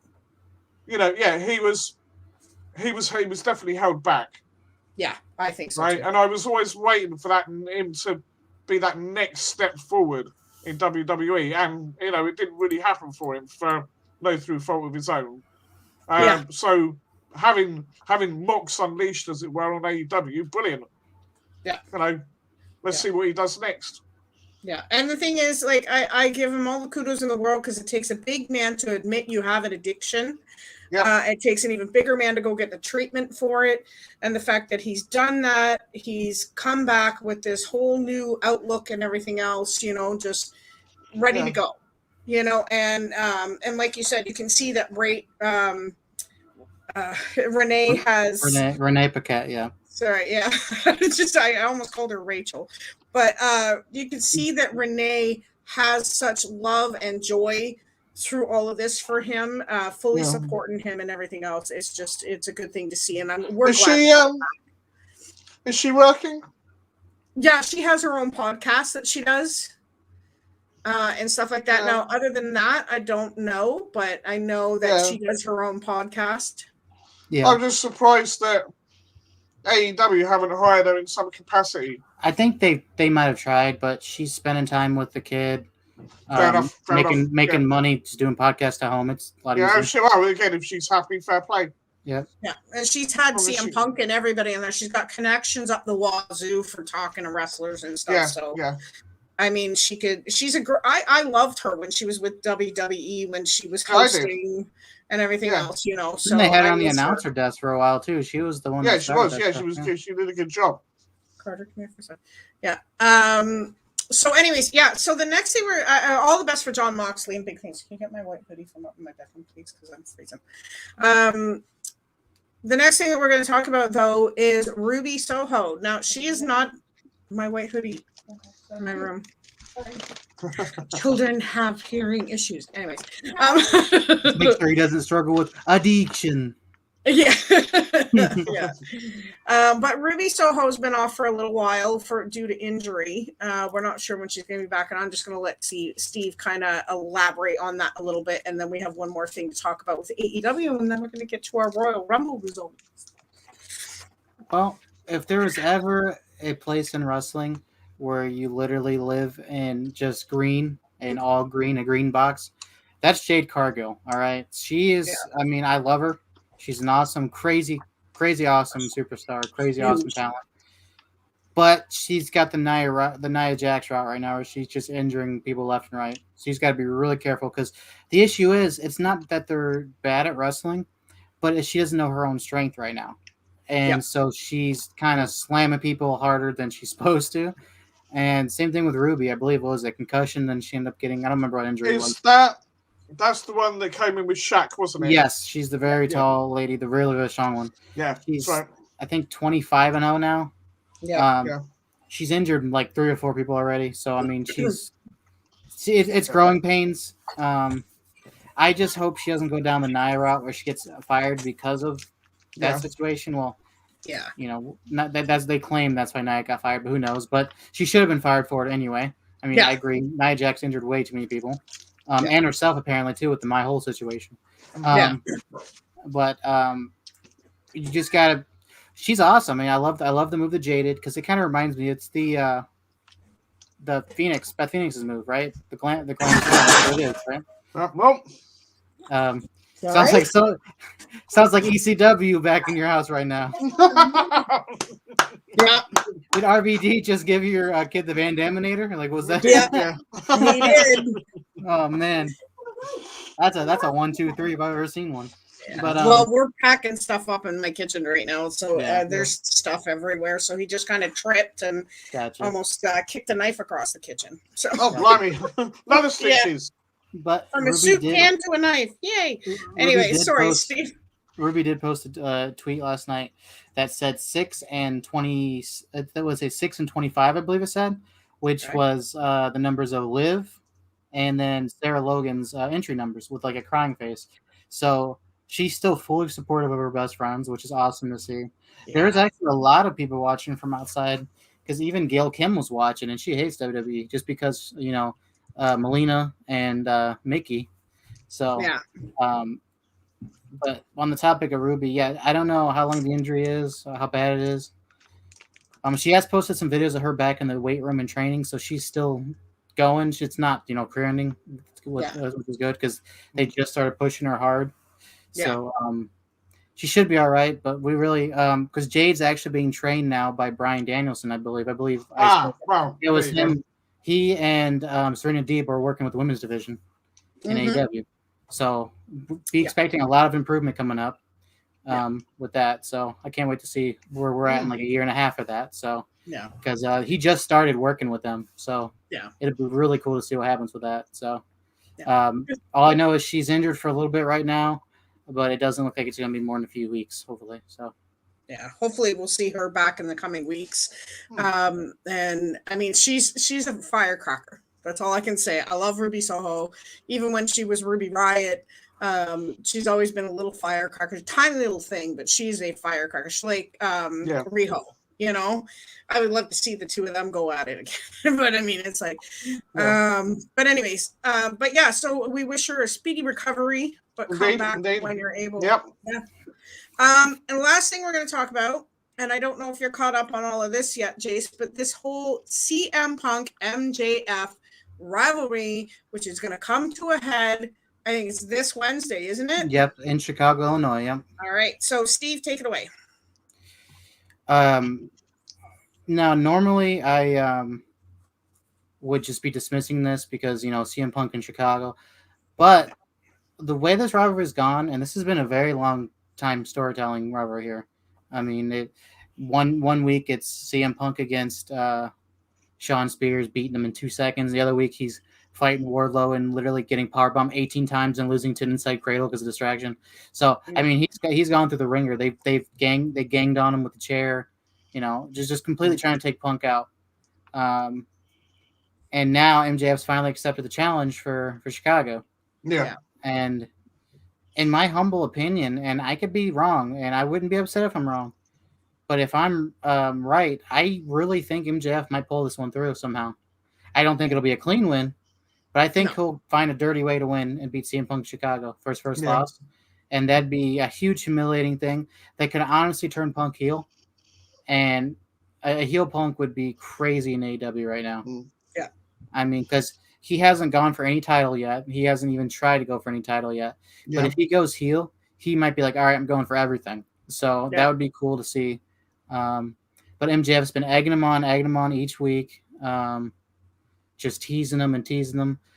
MJF's first match, he was facing Tyga Style. I don't remember the guy's name, but he goes by Tyga Styles. Is like that's his theme.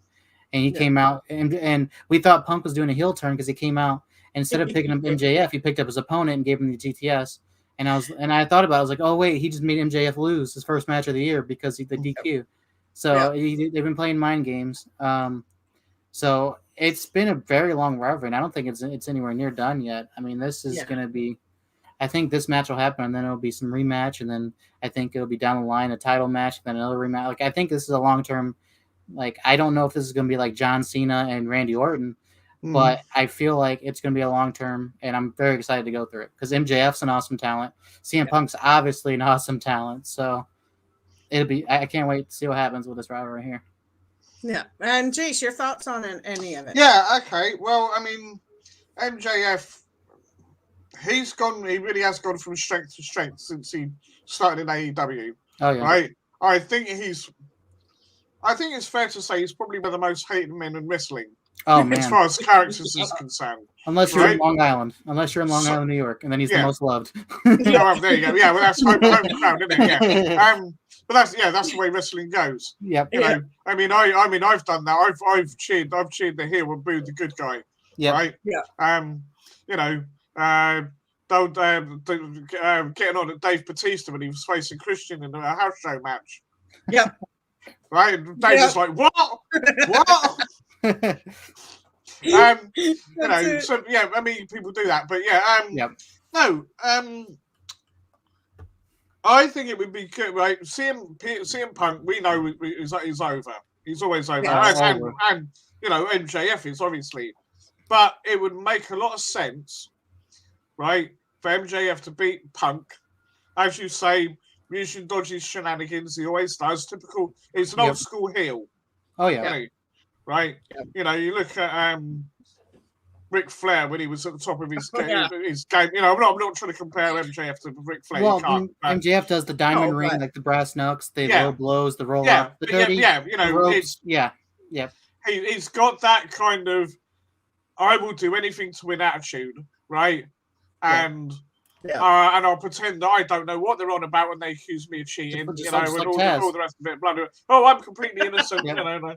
Just like it's not me, it's everybody else. Bloody, bloody, blah. So he would get booed the hell out of the arena in Chicago. If he won. Oh, right? Right? I just hope he doesn't get any death threats. Oh man! Yeah, I hope not either. But I wouldn't be surprised. Unfortunately, I can already see the fire outside of my window. Chicago's a few 40 minutes down the road. I can already see the flames in the sky already. Well, get the old pitchforks out, walking. Oh yeah. See that Frankenstein, you know? The angry mob. No, but you know, I mean, it would make sense for MJF to win. In my opinion, right? And if Punk is going to be going after titles, right? This is MJF's whole plan. He's thinking, right? I've got Punk's number. Let Punk go after the titles, win the titles, and then when he's got one, boom. Yeah, that's when he strikes. Yep. Right. Yeah.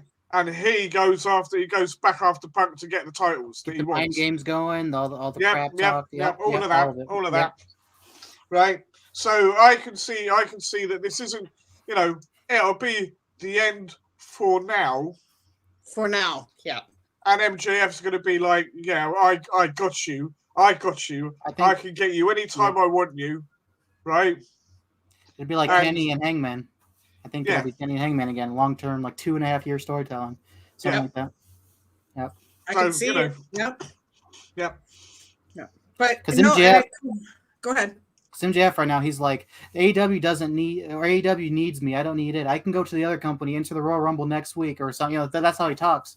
He's all cocky like that, and I love that. Yeah. I love that. Yeah. He's like, wherever I go, they need me. I don't need them, and that's how MJF is right now. So, and WWE, they actually want him. Like they've already openly discussed MJF. They want him. So, yeah. I mean, the thing is, you look at it too. He kind of reminds me of the Miz. A little bit, just that kind of persona and the action, that kind of stuff. Yeah, well, CM Punk agrees with you because he called him a less popular Miz. Yep. He's got that arrogant swagger, isn't he? Yeah, the Hollywood arrogant swagger, the expensive clothing. Look at me and all my finery, and I've got all this money, and I got all this drip. I got all this drip. Yeah. But anyways, I can't wait to see. It'll be this Wednesday on Dynamite. And what time is it usually? Sorry, like 8:00 Eastern Standard Time. 8 Eastern, 7 Central, and it's on TBS for AEW Dynamite. So. Yeah. Yes. So definitely tune in for that. It's going to be a great match. I think it will be. It may not turn out the way we want it to, but it's going to be a great match. Yeah. So, I just want the TBS championship to be defended on TBS and not TNT like it has been twice in a row now. Yeah. I agree. That's weird. Yeah, because Rampage is on TNT still, and they defended on Rampage twice. Yeah. It's really strange. Okay. Yeah. I think it's a slap in the face to TNT for booting them off the network. That might be what it is. But they want to watch themselves because they don't want to lose the networks. Right. Right. Because they just got the TNT networks. Or TNA, it's because Jericho kept smoking on TV and they got mad, so they booted him off. That's what it was. They kept warning him, and he wouldn't listen. Yeah. Okay, so that's all we got for AEW news and everything else. Now, right now, we're going to talk about the Royal Rumble. Now, if you have missed Royal Rumble, you have not watched it yet, please be aware there are spoilers. Major spoilers. So if anybody is in the chat, which it looks like there's one person, but I really don't care. My cats. Hornswoggle came back and won. I'm sorry, I spoiled the whole thing. That's it. But there are spoilers, guys. So please tune out. Oh wait, that wasn't Hornswoggle. That was well. Soon as Cat's been so vocal, should we let the cat go first and voice their opinion? That's it. Right? You got anything else to say, Cookie? That wasn't Hornswoggle. That wasn't Hornswoggle. That was Wee Man. Yeah, I know. That's what I thought. It was Hornswoggle at first, and then I went, "Oh yeah, Jackass. It's Wee Man." Okay. Yeah. So, all right. But anyway, so we're going to talk about a couple of the matches. If you guys have anything to say, by all means, cut me off. Yep. I'm just going to give the results. If you have anything to say about these matches, like I said, just put in your 2 cents. Now, the first match I'm going to talk about was Becky Lynch defeating Dewdrop. Am I surprised? Yep. No. But it was a pretty good match. Yeah. I quite enjoyed it. I think Dewdrop gave Becky Lynch a run for her money anyways. Yeah. Might have cracked her ribs a little bit too. Yeah, I think room for improvement on Dewdrop's part. She's getting there. Yeah. And I can see somewhere down the line, whether it's against Becky or whoever, right? Yeah. She will get another shot. Maybe not for a while, but I think she could account for herself. Agreed. Yep. Yeah. Okay. Bobby Lashley defeats Brock Lesnar, but but Brock was betrayed by Paul Heyman, but also Roman Reigns came in to interfere, which is why Brock lost the title. Yeah. And this is going to lead the way to Brock versus Roman. I think. I do. These refs need to get out the damn way because we can't have a Brock Lesnar match without the ref getting F5. I mean, every single time. Even going back to Eddie Guerrero when Eddie beat him, the ref got hit by the F5, and that's when Goldberg came in and speared Brock. So I saw him in that corner, and I saw Brock close to him, and I went, "This guy's gonna get knocked out. He needs to get out of the way," and he got knocked out every time. It's always the same ref too. It's like this dude needs to. This dude takes more bumps. This dude takes more bumps than some of the wrestlers. That's it. Yeah. Alrighty, the next one is Edge and Beth defeating Miz and Maurice. Can't say I'm surprised, but Maurice had a brick in her purse again, trying to take Beth out. But it was a good match. Mm-hmm. I like that Beth went after Miz. Yeah. I thought it was going to be one of the weaker matches, but I did like the ending very much. Yeah. Right? Because both couples went for the finisher. Yeah. Seeing the double spear and then the double glam slam was awesome. I thought it was really cool seeing that. Because seeing Beth do the spear isn't as cool, but seeing Edge actually doing, because everyone's doing the spear now, right? The spear is like the super kick and the destroyer now. Everyone's doing it, and the stunner too, and the cutter. But seeing them both do the glam slam was cool. I thought that was cool. Well, even when both Miz and Maurice tried to do, I can never remember Miz's finishing move. The double skull crushing finale, yeah. Yep. That's a weird DDT move, yeah. It's cool. I don't see anyone else doing it, so. But yeah, exactly. But I mean, it was really a better match than I was expecting. I thought it was going to be like a squash match or something like that, but it was really good. It was really good. And the fact that there's a hope spot for Miz and Maurice that they look like they're closing in on a win was also interesting, yeah. And also a match that I didn't think was going to be the first one of the pay-per-view, but it was Roman retains his title against Seth, but Seth wins due to disqualification because Roman would not release his chokehold on him. Yep.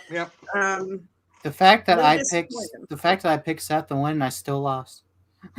Yeah, exactly. You know. Now he came out. Technically, you won. You got the point. But I still feel like I lost because I wanted to be the champ. Now I feel like I won because he came out and did a tribute to the Shield, and I feel like a lot of that was for Moxley. Yeah. You know, I feel like the fact he came out through the Shield deal. Really cool. I do wonder that whole thing with mentioning him, and they mentioned him as Mox, not as Dean. Yeah, so now both names are in the whole metaverse now. It's crazy. Yeah, so that was kind of weird, but I do wonder if that was more because they all still get on, and it was just like their little nods of saying, look, we know you're good now. Good on you, mate. We're here to support. Big respect. Yeah, I think it was just a supporting thing. Right. Yeah. The fact that WWE let them get away with it is amazing. Yeah. Well, I love how Steve and I watch a lot of the wrestling YouTube channels on YouTube and stuff like that, but a lot of them are sitting there going, well, CM Punk's going to be a surprise entrant and John Moxley's going to be a surprise entrant. No. They're not coming back. There's just people that are so close-minded that they don't know what's going on outside WWE. It's wishful thinking. Right? It is. It's wishful thinking. I mean, people have been saying ever since Punk left, oh, he will come back. He will come back. He will come back. And it never happened. I'm not coming back. No. Yeah. Right? And Mox has no reason to come back. No. Not really. Right? The only way he'd come back is if it was to help, say, Seth or Roman, genuinely help him out in some capacity. Right? Not just for the sake of storyline. Right? It'd be like, no, I'm these guys need my help. Sorry. And that's the only way. And neither of them need that. No. Roman's, whether you like him, whether you don't, right? In terms of his character, because it seems to be a very mixed reaction sometimes. Exactly. People, they either love him or they'll have to hate him. So he's over as anything. Seth is still pretty much, all right, he's not had a title for a while, but when they knew there was going to be Seth versus Roman, everyone was up for it. Yeah. So, it's not like Mox needs to be there or WWE needs Mox at the moment. No, they're both over enough. They don't need that. Yeah. And Mox is happy doing his own thing. Yeah. And like we said earlier, he's going to get back on his feet soon enough. Yeah. I just want to say hi to Dewey. Welcome in, dude. I hope you're doing well. Please give us an update. I hope you're doing okay. And his his comment in the chat is, "I fart amazingly." Me too. Congrats. So hey, don't nick my gimmick. That's gimmick infringement. That's a lawsuit. Yeah, that's Jason's thing, dude. Alrighty, but love you, dude. That's all right. You can borrow it. You can borrow it. I expect royalty payments though. Check is in the mail. Yeah. Okay, so yeah, I definitely I like the entrance. As soon as Steve and I heard it last night, we were like, "Excuse me, what's going on?" Like this, and then we see Steve goes, if he comes through the crowd like this, next thing you know, you see Seth walking through the crowd, and we're like, "Are you?" And he was wearing the full Riot gear, everything else. I was expecting what they do with Seth, or with not Seth, but Edge, where they play the Brood theme and then they switch to his theme. I was expecting it was just going to be that, but then to see he actually came out, and like I was saying to Vicky, I was like, I'm not upset with this because they didn't do this, but what would have made this even better? And this is already enough for me. I wasn't complaining. I was like, I'm already satisfied with this. But what would have made it even 10 times better is if he had the half and half hair like he used to have. Well, I did say last night, didn't I? Well, after we finished, expect something that we haven't even thought of yet. Yeah, and I think that must have been it. That was it. They've been I don't think anybody. Yeah, I don't think we really expected Seth to come through because he was in full gear. Yeah. Yep.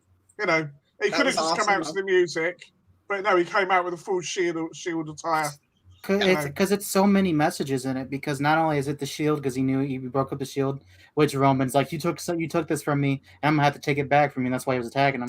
But not only is it that, and it's the Shield music. The Shield music was like the original Roman Reigns music, so it's also a dig at him with that. So it was just so much. Exactly. Yeah. But Dewey says he's doing well, or he's doing okay. I'm doing good. Finally over COVID.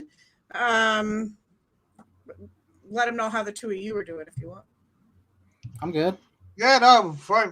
Let's say a bit tired from yesterday. That's why I wasn't on the festival, but you know, I'm fine. No, that's good. All right. But we're really glad you're here, Dewey. We miss you. All right. So I'm going to read the names of the entrants to the Royal Rumble, and then I'm going to tell you who won. So the Women's Royal Rumble first, because this is the last two remaining matches of the night. Now, the Women's Royal Rumble, Sasha was number one.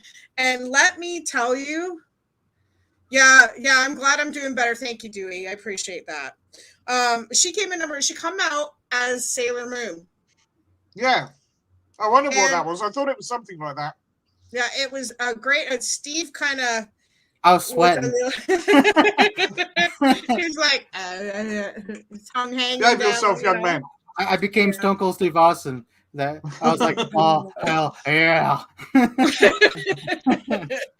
But so Sasha was the first entrant. Yep.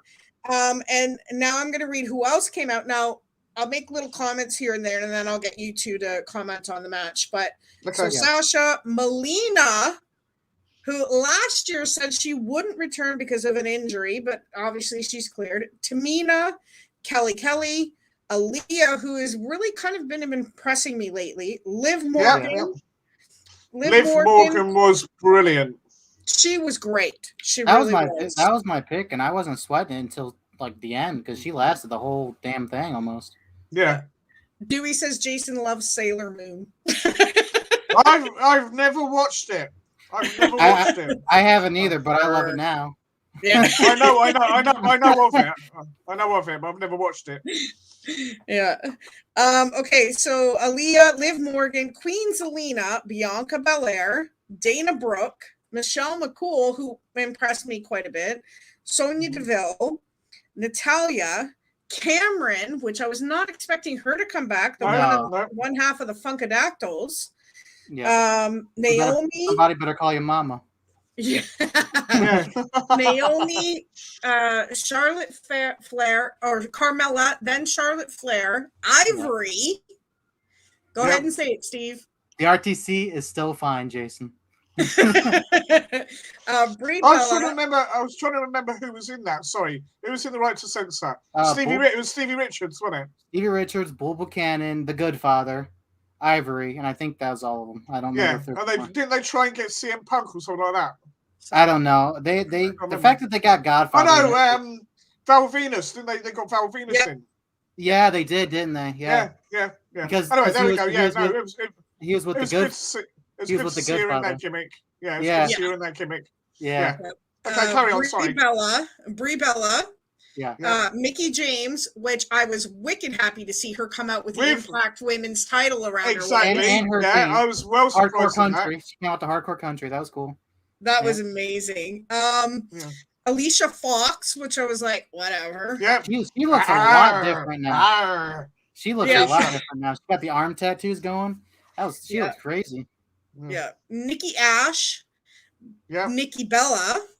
Yep. And then we had Sarah Logan come out, which I was really happy to see her come out. Yep. I miss her. And then the tearful reunion between her and Liv, that was really cute. Lita, Mighty Molly. Now, after recent events in the media, I was not expecting Molly to be there, but, she was there and got beaten the crap out of by Nikki Ash. So, Ronda Rousey. Yeah. Yes, was so glad. Shotzi and Shayna Baszler. Now, Ronda Rousey was our winner, which Rach said it earlier because she was here earlier in the podcast. She said that she hinted towards Ronda's rumors of coming back. Yeah. And she looks better than ever. Yeah. So, any comments, guys, on that match? Yeah, I was glad to see Ronda back. Yeah. But as when we get to the men's rumble as well. Yeah. It felt a little bit like,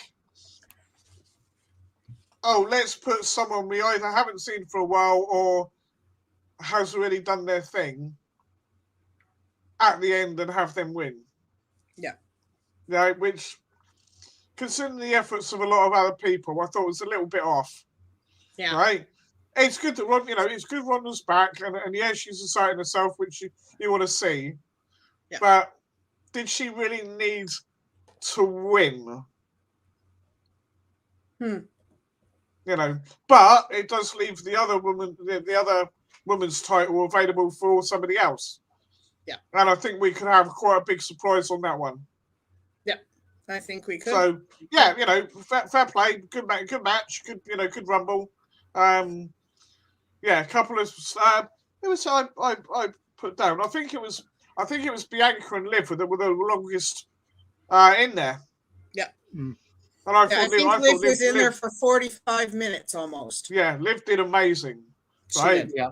Right. And I've always been a little bit, has she got enough moves? Has she got enough oomph? She does. And I think last night she proved that she does. Yeah. You could go for that long and put on a damn good show, which she did. Yeah. Then fair play to her. I really, really, it may not be until after Mania sometime, but I really, really hope that she gets a chance to run with the title. Me too. Build up that character a little bit more, right? bit more charisma out there. Not that she doesn't have a physical presence, but the whole package, if you get my meaning, in terms of charisma, right? I think once she gets that, she'll be good to go. Yeah. I agree. I agree. Steve, any thoughts on it? There wasn't really that many surprises this year for the women's because a lot of the surprises they just let us know ahead of time. Yeah. And they were in a situation where they had released so many women last year that they kind of had to have a lot of fillers. And I think that's why they did the open door thing, because they didn't have anyone. Yeah. And so they're like, Mickey, I know you're going to do this. So if I open this door for you, will you come out? And because I think even Melina, wasn't she an Impact recently too? So, so I think that's part of it. The whole Ronda Rousey winning thing will make more sense to me. It does. But it'll make more sense to me if, because like what you're saying with the people who deserve it more, and I agree with you on that. It'll make more sense if she goes after Becky though, because Becky, with the way she won her title at Mania, was just kind of it's still shady. People don't forget about that. Yeah. So maybe it could be a long-term, karma issue. Yeah. Or she can go after Charlotte for the rematch that she never had because of her pregnancy. So she's got options. If she does get to Charlotte, leaves Liv to have a rematch with Becky at Mania again, build that up. So there's options there. I mean, it was a decent Rumble. The Ronda thing. Go ahead. Yeah, so I was just going to say I wouldn't be surprised if Ronda goes after Becky. Yeah. We don't see Rhea versus Charlotte again, and this time instead of being for the NXT, it's for Yeah. And this is the payback match. Yeah. Yep. I mean, there's so many possibilities. They did say that she's been signed to a 1-year contract and that she's going to be probably appearing both on SmackDown and Raw, back and forth, to kind of tease what's going on for WrestleMania. So I guess we'll have to wait and see. I mean, 1 year gives her time because Mania is only a couple months away, so it gives her time to get the title at Mania, defend it a few times, lose it before the next Rumble. That makes sense. Now, it would, if she did go after Charlotte for the rematch, it would give time to build up a Liv and Becky Mania thing. Because this, because I honestly thought this was Liv's break where she was going to win this and then she was going to face Becky again. But now that Ronda won, who knows? I guess we'll have to find out and see where it goes with her. I thought the people that did join in, I mean, Melina didn't last very long. I mean, I know Gail Kim was upset that. I know Gail Kim was upset that she didn't last very long. But the legends that were in, some of them lasted quite a bit. Like Leah lasted quite a bit. Michelle McCool lasted for a while. Yeah. So at least they gave him some spotlight. And there were 10 mothers in the Rumble. 10 of them. 10 moms. The latest entry, I believe, was either Lita or Sarah Logan. I don't remember who came out after, but I didn't realize Sarah Logan was a mother. But Sarah Logan was just before Lita. Yeah, she was, and then it was Lita after Sarah. Yeah, got you. But 10 mothers. I mean, that's cool. That's really cool recognition. I got a vision of all the they got all the kids together watching. Right? Yeah. And my mum's better than your mum. Oh, no, she isn't. My mom just kicked your mom out of the Rumble. Yeah. My mom just kicked your mom's ass. Yeah, that's the best. My mum's going to get your mum over the top rope. Oh, wait, no, she's done it the other way around. Bugger. My mom's winning. Who's this chick in a cape? Who's a superhero cape that's beating up my mom?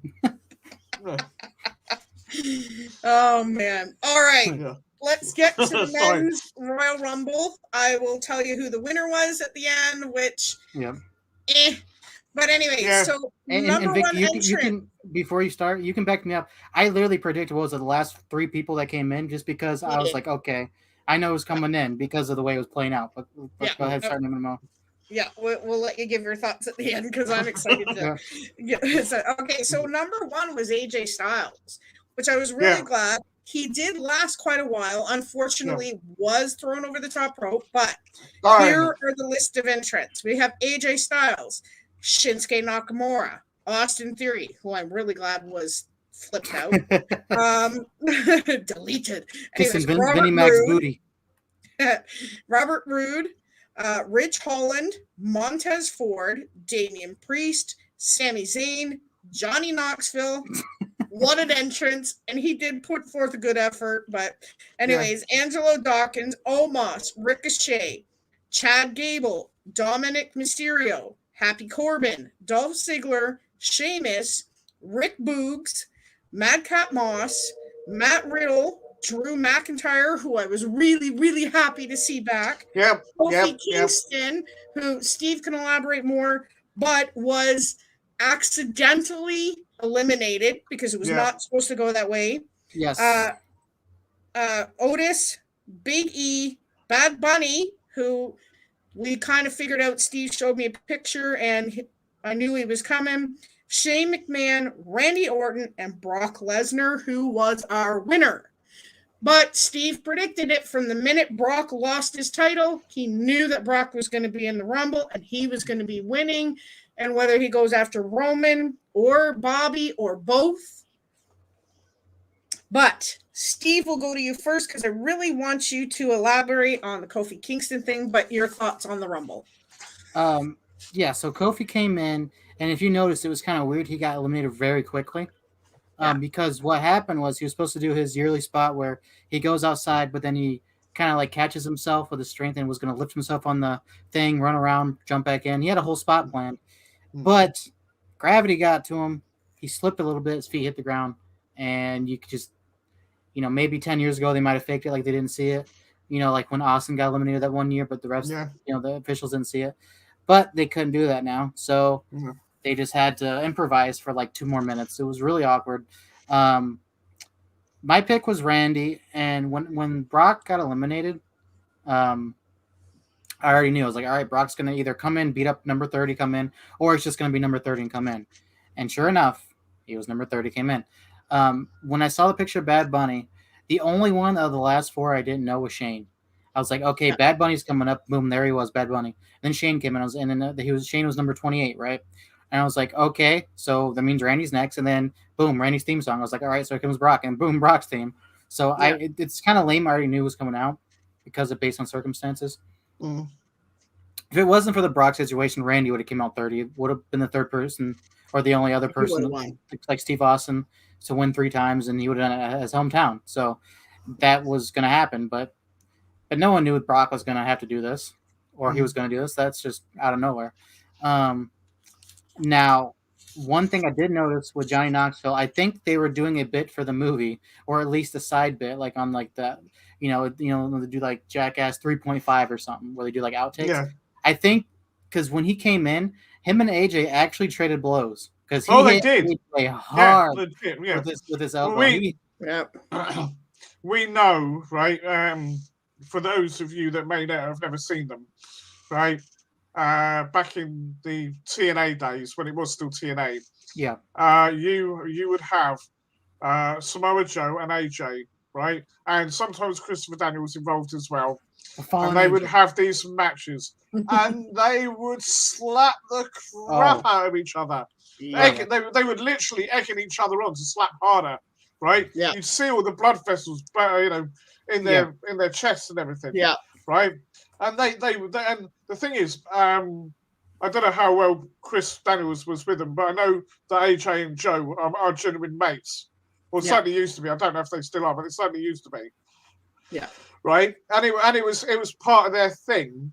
They would say, right, come on, slap me for goodness sake, right? I want you to slap me, and it'll.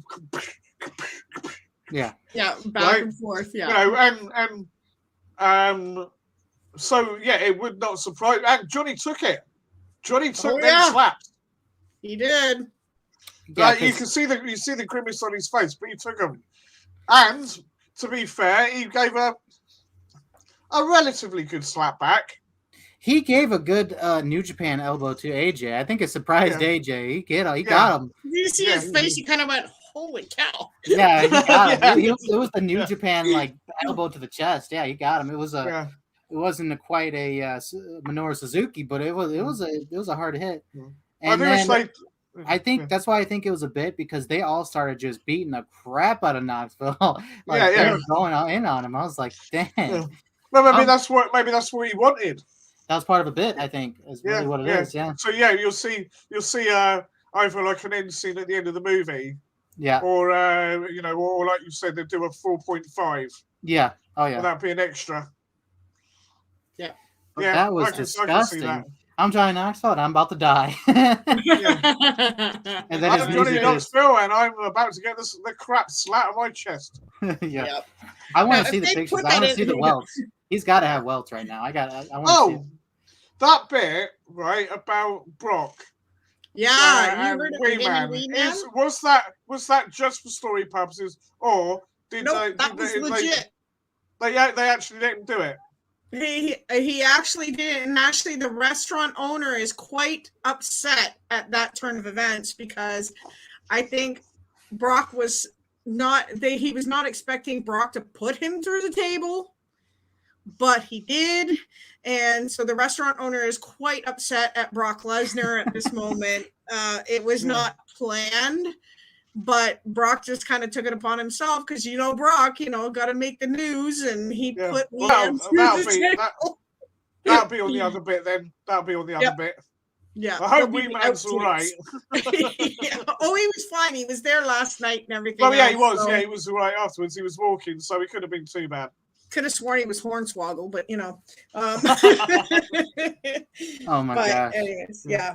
Yeah. But all in all, what I want from you guys, just to end this off real quick, final out of 10 rating of the pay-per-view. And Jace, we'll go with you first. What is your final rating of that pay-per-view last night? I think probably a 7. Okay. It wasn't perfect, but it was. Yeah, it was. It was better than I thought it was going to be. Right? Okay. There was nothing wrong with the matches on paper, but some of the more recent Royal Rumbles haven't been amazing. They've been all right, but they've not been amazing. Those were both better than I thought they were going to be. Some nice surprises, right? It's always nice to have a few surprises. Edge and Beth versus Miz and Maurice. That was fine. Yeah. Yep. That could have been a bit of a damn squid. There's not that anything wrong with either of the pairs. Just not you expected to be the worst match on the card, and it probably was down the bottom, but it wasn't a bad match. No, not at all. Yeah. Right? I think compare this to the others. I think it gets appreciated by more of the older crowd than the younger crowd, and I think that's why it'll get. Like even my era, my generation is on the fence. Is where it's on the fence at, because they're like, okay, we got all these old people fighting and then Miz. Whereas I'm more on your guys' side of the fence with it because I appreciate Edge and Maurice and Beth. So I actually enjoyed it a lot more. Oh yeah. But I think it'll be a lower card rating because of the fact that's how the circumstances with it. Yeah, but that's the only reason. It wasn't because it was a bad match. Yeah, that did surprise me. I think the only reason I've sort of marked it down was because, as much as I understand the setup for Mania, did Brock really need to win? No. Right? They could have had him come out anyway after the winner challenged Bobby. Yeah. They could have easily done that. Right? Yeah. That's true. Right? And then build up, if you like, a little bit more of a feud between Brock and Roman. Yeah. Before they announced that was the match that was going to take place. Yeah. Right? I think it gives more weight to the fact that now we're going to watch Raw tomorrow night to see what Brock has to say about everything. Yeah. But, I just hope Brock doesn't do his usual stick of when he gets the title, that he buggers off for 3 months and we don't see him again. Yeah, because that annoys the crap out of me. The way I would have wanted to see it, honestly, was if Randy did win, Brock never came out, somebody else did, like Finn, who wasn't even in it, somebody, and then anybody, and then Brock has his rematch, tries to have his rematch with Bobby, it doesn't fall through, so for some reason, some weird circumstance, and then Brock gets in the chamber. And the winner has to face Roman. That's how he gets the Roman. Yeah, maybe. This felt so weirdly forced, and it just felt so uncomfortable to me that they did it this way. But I mean, they didn't need Shane to come out. I'm sorry. No. Right? Shane was younger Shane when he was leaping off the top of bloody things onto the Big Show and all the rest of it. Yeah, fair play to the bloke. Yeah, but not now. Right? And there again, he was taking a spot from somebody else who could have had that. All right, they might have only been in there 5 minutes. Yeah. But did Shane need to be in it? I think it's what Vicky said earlier. Is because Vince's mother and his grandmother passed away just recently, so maybe it was a tribute just to have him in it. But you're right, he did take a spot from somebody. It is cool to see my guy Shane O'Mac, but I mean the fact that Finn didn't even make the Rumble, that's hard. That's disheartening. So that kind of disappointed me. Yeah. All right, so Jason has a 7 out of 10. Now, Steve, what is your rating? And just quickly, a recap of how you felt about it. I was going to give it a 5.5, but I'll give it a 6. I'll be generous. There's 2 really key matches that I had that I really that kind of brought the rating up past a 3 to me.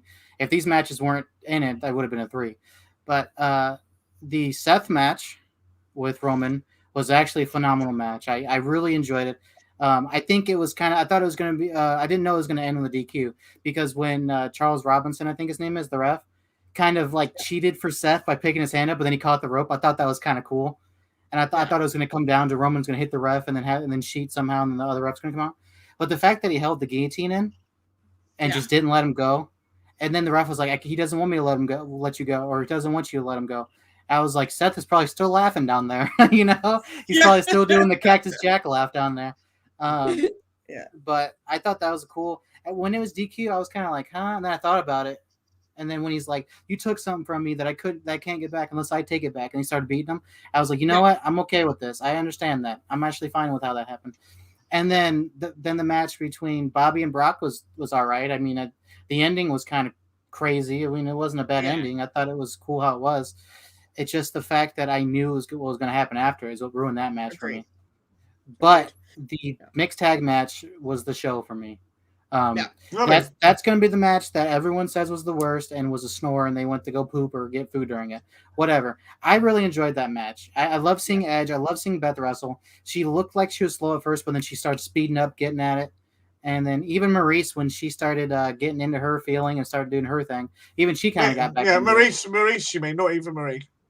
Did I say Eva Marie? I thought I said Maurice. Sounded like you said Eva Marie to me. Maybe it was because I was talking fast. But anyway, same difference. Now, Eva Marie would have never impressed me. But Maurice, yes. She did really well. But yeah, so it was really good. That's a good rating. I understand where you're coming from on that, and I'm actually gonna give it kind of the same rating Jason did, about a 6.5, 7 for me. The matches that blew me away was Dewdrop. Like, yes, there's tons of room for improvement for Dewdrop, but she really did impress me of how she made Becky stretch for it. You know what I mean? She really made her work for it. So I was impressed with that. I will say that I was kind of impressed with the Miz and Edge, match. That mixed tag match was pretty good. It wasn't as much of a snore as I was expecting to be. Like I said, I thought it was going to be a squash match. Let's get it over with and whatever, it's done. Or the Miz is going to win and his little I won, his little cocky self going off to Raw and whatever. But I will say the top match for me though was, I agree, Seth and Roman. Because Seth really took it to Roman, but it's also the fact that he stomped Roman. He came out the way he entered the match. The fact that he kept laughing at Roman, and Roman was like, why are you laughing? You're still laughing? Like, how can you know what I mean? Just how they played that match and how it played out was really, really well done to me. Was not happy with the ending either. I mean, nobody wants to see it end in disqualification, but I mean, this is wrestling, right? It'll end whatever way they want to. It kind of made sense.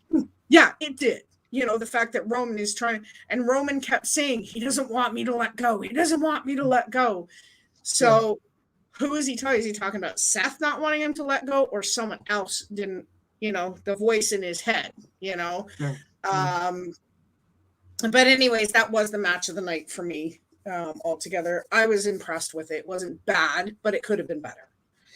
But anyways, on that note, that is the end.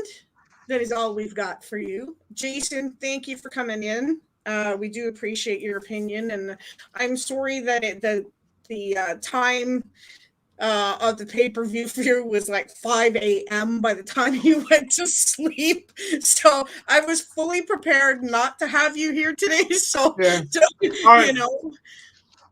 I'd been able to, if I could still drink it, I'd have been on the caffeine trip, I'll tell you. Yeah, exactly. Like about 4 bottles of Pepsi all lined up. That's it, right? Yeah.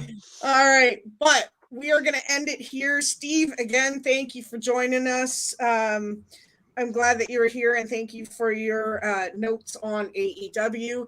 We will see you again in 2 weeks, and it will be on a Saturday, probably 5 p.m. Eastern Standard Time, 10 p.m. UK time, and 4 p.m.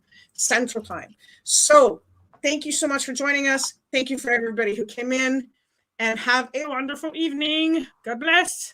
Bye. Bye. Bye.